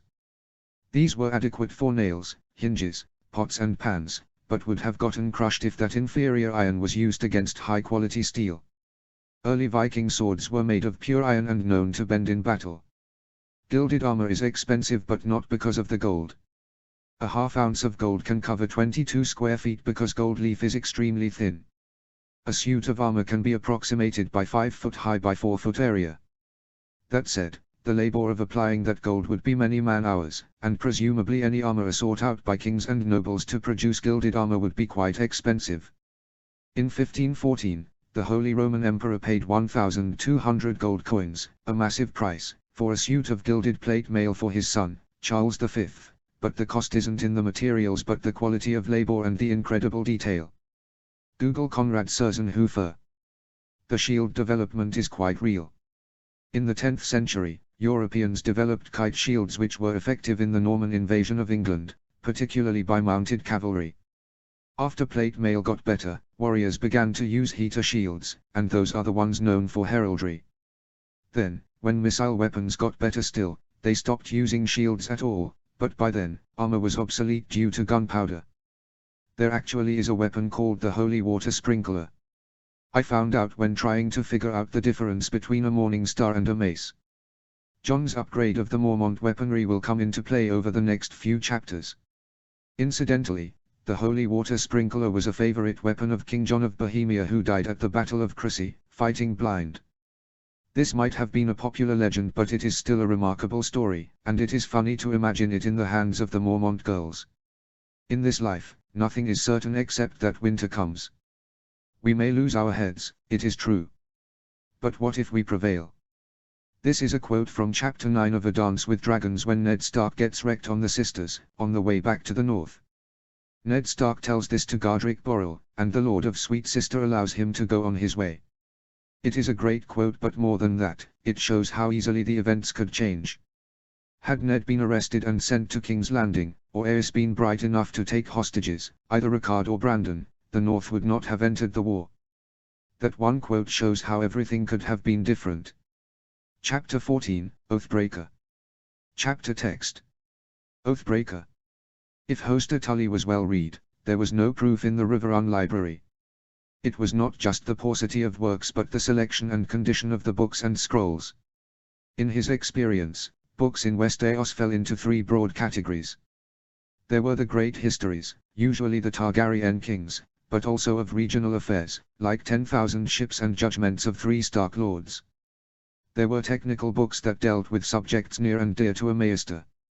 The Riverrun Library had a number of scrolls written by Sozi bankers on money and accounting, but none on smithing or construction. The last group were adventure books, thinly disguised bodice rippers meant to titillate the reader. The most well-thumbed tome was 4 scrolls on the erotic adventures of a young slave girl in a Lysan pillow house. A caution for young girls, professing to be the autobiography of a noble woman lost to sin, was poorly written but rather engaging, as Elras had pointed out when she lent John her copy. He had been most amused when after 9 erotic adventures, the debauched woman became a scepter in Old Town. John browsed the single bookshelf to see if there were any tales on the Valerius. The glory days of that ancient house had passed due to the defeat of the dragons, but John admired the masters for Driftmark for their bold voyages to Volantis and beyond. The Targaryens might have ruled the skies but their closest liegeman controlled the narrow sea, until the dance of the dragons weakened both houses. John always thought the history of Westeros would have been different if the sea snake had lived or either his sons had been Hand of the King. He was glancing through a book on the second son, Alyn Oakenfist, when he heard a mocking voice. Bastard Born, a fitting book for the Bastard of Winterfell to read. Tyrion Lannister said. Hello, imp. John said as he continued to read. They were alone in the library that morning, except for the room where Jerry was teaching a class of small folk their letters. Does it not bother you to be called a bastard? Tyrion asked curiously. Why? I am a bastard, just like Adam and Alyn Valerian. That never stopped Adam from flying a dragon or Alyn from ruling the waves. At the Citadel, knowledge has nothing to do with lineage. John said. Brave words. But I suppose you can hide being a bastard, but I will always be seen as a dwarf. Tyrion said, sipping from a goblet of dark purple wine. And why should that matter to a true-born son of Tywin Lannister? John replied. You know how dwarfs are seen, monsters not fit to live. And you know how my father treats me. They say you have a dozen informers among the prisoners. Tyrion said. That guess was far too low. Your father despises you for a drunken whoremonger who killed his wife. Why do you still serve him then, when he wished to drown you as a babe? Why not be free of a man who hates you? John said. You are never free of your parents, bastard. And I serve House Lannister just as you serve House Stark. Lady Stark hates you as well. Tyrion retorted. Lady Stark is not my parent, nor does she rule House Stark. My lord father does, and Robb will after him. And no matter what happens, I am loyal to them and my sisters and brothers. Then why not agree to peace? Your father will be alive, and your sister will be safe. Your family can return to Winterfell, although Ned Stark would be on the wall. Tyrion said. My sister is safe. I have too. Have you forgotten Arya Stark? Jon put the salacious account of Lord Alyn's life back on the shelf. He admired the Oakenfist. Why are you even here? You have heard my brother's terms, and that won't change. Why don't you scurry back to Tywine? Why for the tourney? I welcome a chance to see the brave Northerners in action. My cousin, Sir Davin, is fighting in the lists and I am eager to bet on him. Tyrion said with great cheer. He was lying. The words came out too quickly, like Sir Jaime's attacks on the Sevastopol. Tyrion Lannister should have left last night to report to the Lannister camp 100 miles away to the east. And yet, the dwarf had not even sent a raven after the meeting. What could Tyrion be planning? Sir Jaime was guarded behind floors of Mormonts. The loyalty of the Freys was uncertain, but a letter to the twins would serve better than speaking with Stephen or Ryman Free at Riverrun. And the blast furnace was shut down, so no spies could determine the right mixture of limestone, charcoal and coal. Jon turned away, to make sure that Tyrion would not detect his suspicion. Jon calmed down, his face resuming a thoughtful, brooding pose, and he gestured to the classroom. I must leave for the tourney. Once the class is finished, I will take them all to the campgrounds. Ah, the famous Wintertown boys. Are they really learning how to read and write? Tyrion asked. Aye, and not just the small folk from the north. I have low-born boys and girls working in the crew from the Riverlands. One even fled from Old Town. Jon said. I saw a young boy with blonde hair and green eyes. He did not look like he was from the north or the river. He seemed quite clever, but then we Westermen are. Tyrion quipped. Jon was not certain of the connection but knew that Tisha wanted Jerry safe. Small folk are not fools. They can be taught how to read, fight, and build as well as any nobleman. Better, even. I have seen highborns at the Citadel. They do not learn any better than my crew. But that is not the way of the world. The great houses play the Game of Thrones and the lowborn suffer in silence. They pray only for rain, healthy children, and a summer that never ends. Better to be happy and ignorant than miserable and learned. Tyrion said. Summer always ends and winter comes. These boys and girls are happy to learn. Why should common people aspire to a better life, like Sir Duncan the Tall? He rose from Flea Bottom to Lord Commander of the Kingsguard. Jon said. Sir Duncan is the exception that proves the rule. Aegon the V tried to grant rights and protections to the small folk, but my father as Hand of the King undid those laws. He said the lowborn must know their place. No doubt, he meant at his feet. Tyrion said. Jon stared at the dwarf. Enjoy your quips and clever words, Lannister. Aegon the Unlikely was a good man. His reforms may have failed, but history will show that he was in the right. You would rather jape and take your father's coin. Better to fight and fail than to refuse to act. Your words sound sweet, but you don't know my father, or how dark and cruel the world truly can be. In war, many suffer, and small folk the most of all. Tyrion said. Says the man whose father ordered the ravaging of the Riverlands. Jon replied. Do you think the Northmen will not do the same? When your corn and bread runs out, how do you plan to feed the army? The Trident only has so much trout. Tyrion said. Perhaps you will be right. But at least the North did not begin by burning and looting. Jon said, walking away from the dwarf. Jon waited outside, listening to Jerry speak about how to pair letters with sounds. The boy was a good teacher, and chose an interesting passage in the Southern Kingdom to read to the class. It was about Nymeria leading the 10,000 ships after the Rhoynar fled from the Dragon Lords. The fleet wandered for a decade in Sotheos and the Summer Islands, suffering storms, disease and slavery, before landing at the Green Blood in Dawn. There, after marrying Mors Martell, Then the lordling of a minor house, Nymeria, burnt her ships at the wedding, signaling that the Rhona had found a new home.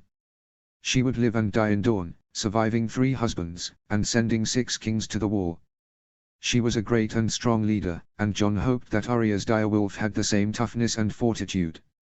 The wooden door burst open, and dozens of boys and girls left, chattering excitedly about the tourney. The last 3 to leave were Chet, Satin and Jerry, who gave the southern kingdom back to John. "My lord."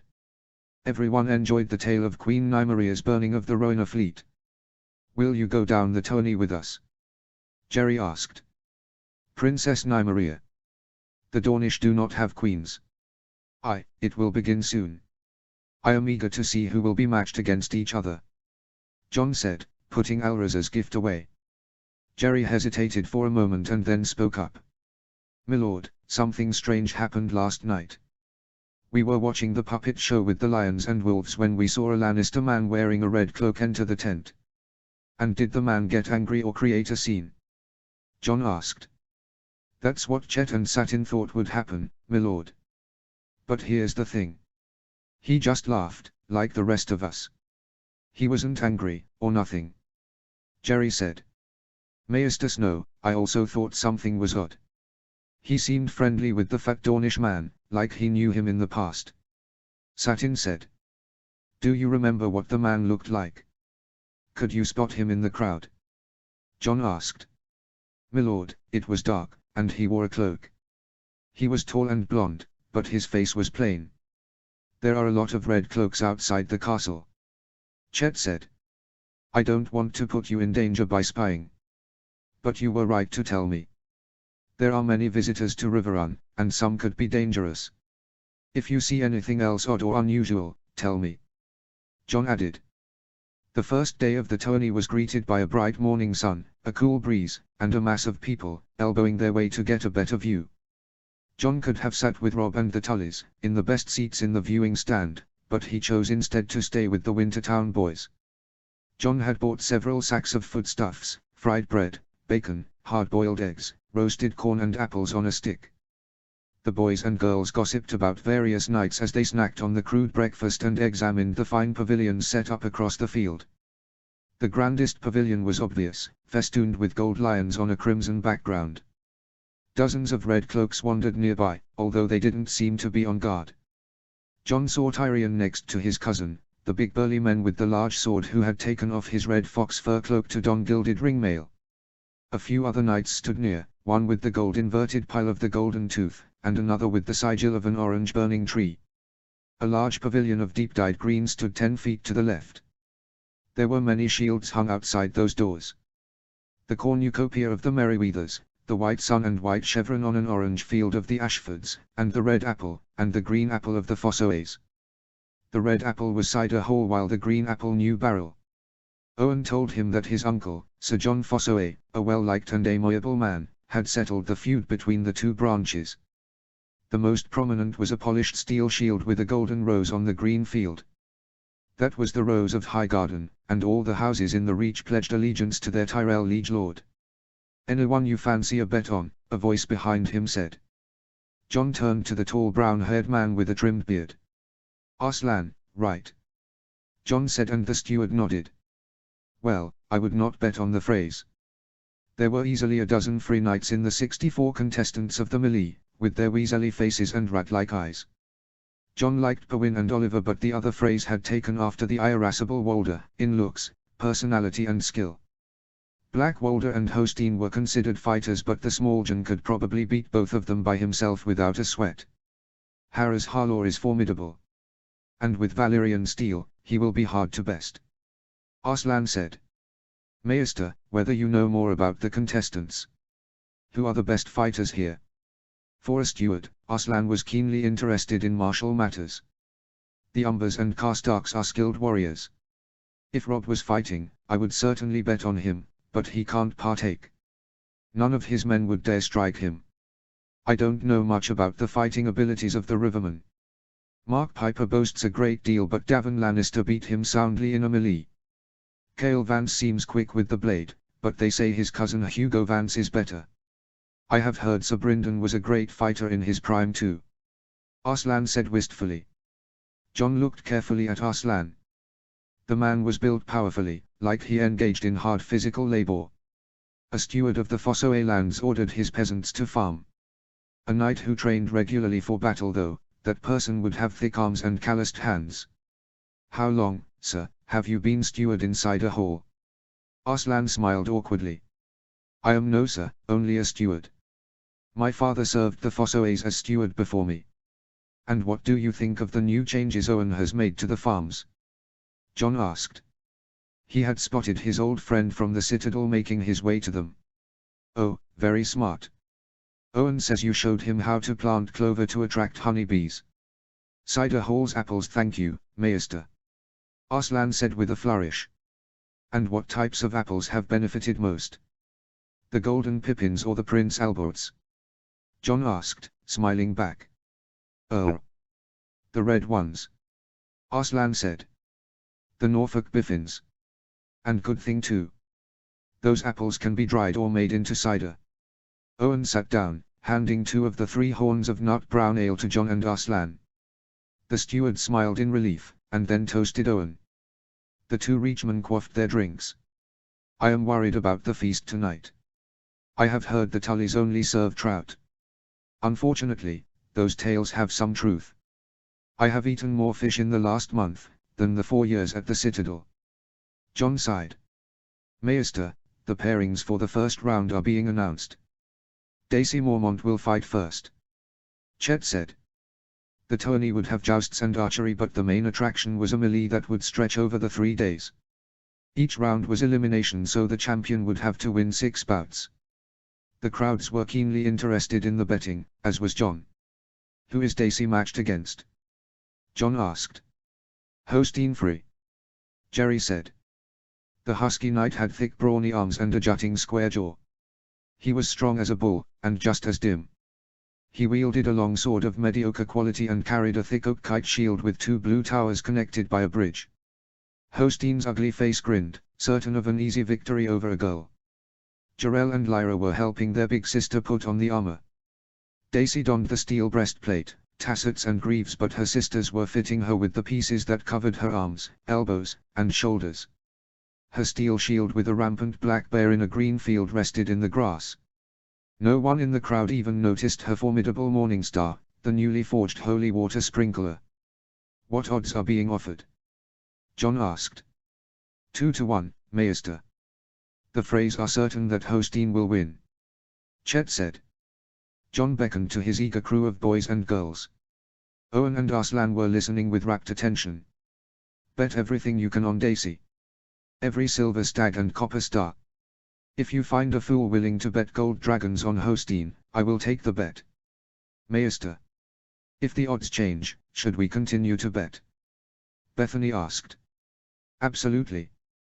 Daisy should be the easy favorite, not the underdog. John said. The crew raced into the stands to place bets. You seem quite confident, Maester, in the young lady. Arslan said. Daisy prefers to be called the she-bear. And yes, she is quite a fighter. Plus Hosteen Free has not seen the new armor and weapons. He wears an average quality mail shirt. The fighters bowed to the nobles in the stands and they entered a battle ring, demarcated by chalk lines. Hosteen looked surly as ever, while Daisy waved coolly to the crowd, her bassinet still in her hands. She put on her steel helmet, attached a metal visor, and picked up the holy water sprinkler and the steel shield. The crowd gasped when they saw the full ensemble. The Mormont girls wanted to look like she-bears, but Daisy looked far more like a silver praying mantis, ready to spring and kill its prey. When the battle began, Hosteen ran forward and slashed hard with the longsword. The she-bear dodged easily, moving lightly in the well-balanced plate armor. The knight bellowed his frustration, and continued his futile attempts. Hosteen Free was easy to anger, and he exerted all his might striking at her.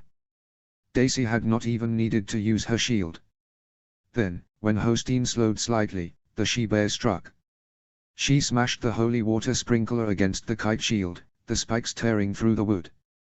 The Free Knight screamed, and Daisy landed 3 more solid blows, the steel head of the Morning Star ripping large wooden chunks on the hits and back swings. With his shield arm down, Daisy rammed the steel shield into Hostein's chin, and the loud ring was followed by a thud as the husky body dropped to the floor. Daisy placed the sharp spike of the holy water sprinkler directly over the Free Knight's face. Victory! Daisy Mormont, a crier announced to the stunned crowd. John chuckled as his crew began to collect their winnings, much of it from angry Freys. John had won a dozen gold dragons and a bag full of silver stars. The Mormont warriors hooted and hollered, and Daisy, the steel helmet off and her dark hair blowing in the wind, winked at John amidst giggles from her sisters. The cry of merchants and peddlers rang out, as they offered wares of ale, food, brightly colored scarves to the crowd.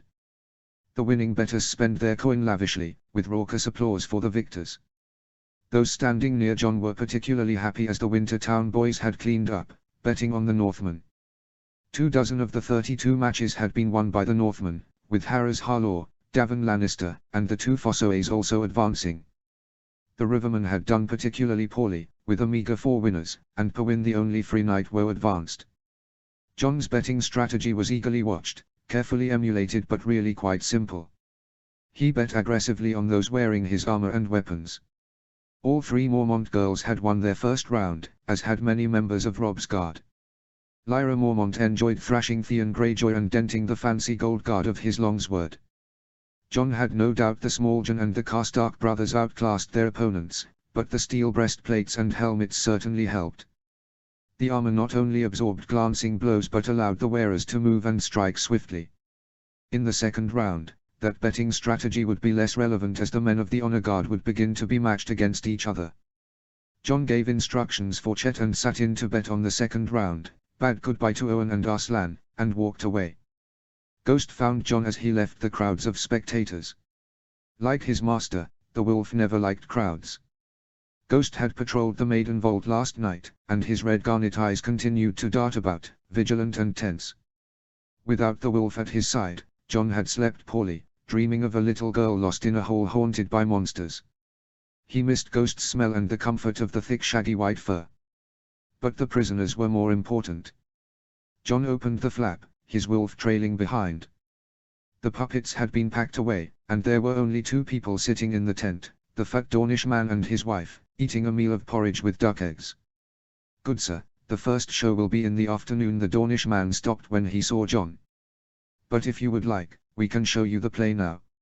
His wife curtsied. "Milord, thank you so much for telling others to see our show. We appreciate the custom." She hurried to a chest, and took out the newly painted puppet of Ghost with bushier fur, red eyes, and his jaw closed. It was an excellent likeness, but the real Ghost was quite disinterested in the wooden figurine. John sat down. "I believe you two know why I am here." The fat man cringed. "Milord, we barely know the man. I had not seen him for many years." His wife put her hand on her husband's arm.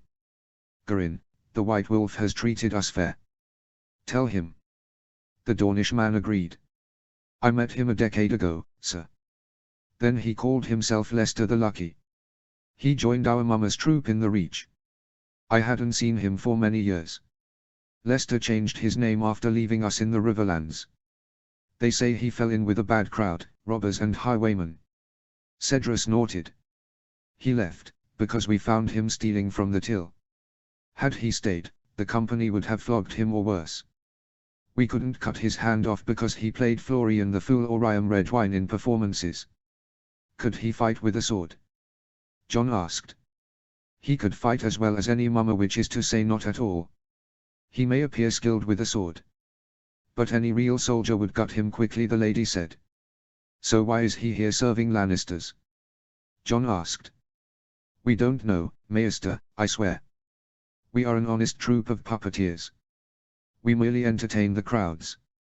We want nothing to do with any trickery," Garin said. He carried a large purse full of silver and gold. He boasted of his good fortune, but who knows how he stole that money? Cedra said, hands on her hips. John thought it more likely that Tyrion Lannister provided the coin. He placed a large fistful of silver stags on the table. "Thank you for your aid. Good fortune on your show." When John returned, the melee was still in the second round. The crowd had turned festive and cheered for all the combatants, regardless of house or allegiance. Even Sir Davin Lannister had been applauded when he dispatched Robin Flint, and not just by the Westermen. All around him, boys and girls made merry as if the shadow of war had faded. That was an illusion, but the lie was good for today.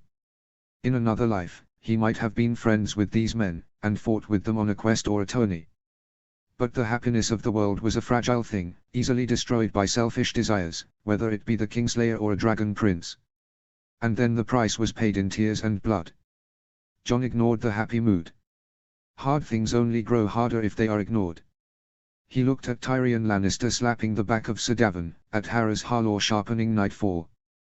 He listened to the easy banter of Arslan as he laughed with Owen over the sad state of their purse. A master of whispers has no friends, Jon thought. Bloodraven had known that truth. Satin. Jon called. Take this note, and bring it to my brother, Robb. The boy horse stood up, and rushed off to the center stands. Maester, who do you like for the next matches? Arslan asked, more eagerly than he should. Many of the easiest matches have been fought.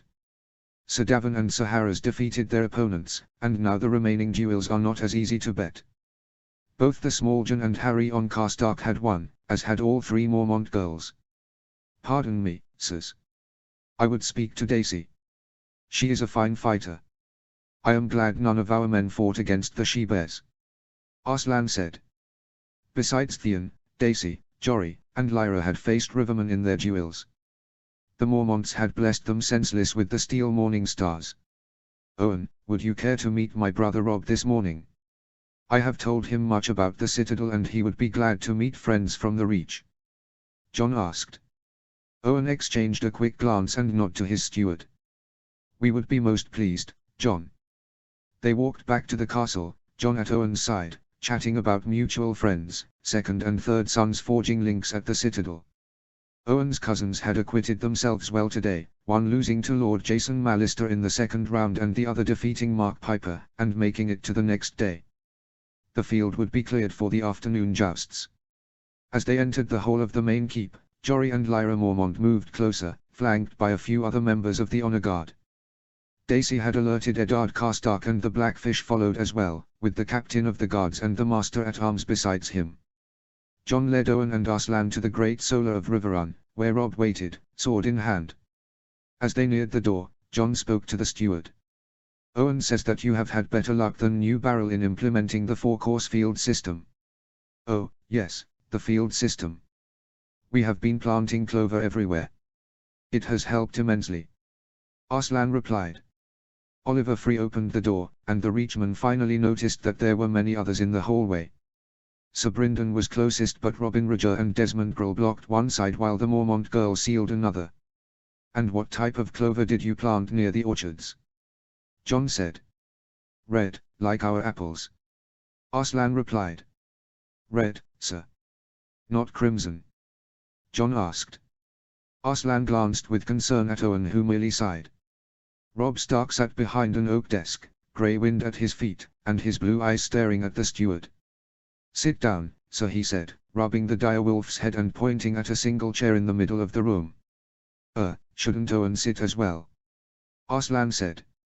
He is not a sir or a lord, but you are. Jon said, as the room filled with the Blackfish and the Mormonts. You are no steward. I doubt you are even a Fossoe. The would-be steward shrugged, a tight-lipped smile on his face as he sat. He was broad of shoulder and taller than Robb or Jon. How do you know? You don't know very much about apples, but a great deal about fighting. And bees don't like red clover. The flowers are too long for their tongues to reach, but crimson clover produces excellent honey. I recommended that variety to Owen because it makes better hay. But enough talk. You are important enough for House Fossoe, Ashford and Merryweather to provide an escort, and there was a shield of a golden rose on a green field hanging in the pavilion. House Tyrell. I doubt Highgarden would risk their heir, and the third son, Loras, is famed for his finery and flowers. So you must be the second son, Garland Tyrell. Jon said. Owen said you were quite clever. I see he was right. Garland said ruefully. Why are you here, sir? Under false pretenses. Robb asked. The blackfish glowered balefully by his side, but Grey Wind stayed quiet and did not even snarl. I meant no harm. Perhaps I gave a false name, but I merely wished to observe the Northmen in battle, Garland said. He seemed light of heart, even though John had heard at the citadel that the second Tyrell was deadly serious in training with the sword. You are a spy. Tell us why you were sent. The truth, John said. You cannot blame Highgarden for being curious of battles near its borders. Bitterbridge is less than 200 miles away from Riverrun, and Golden Grove sits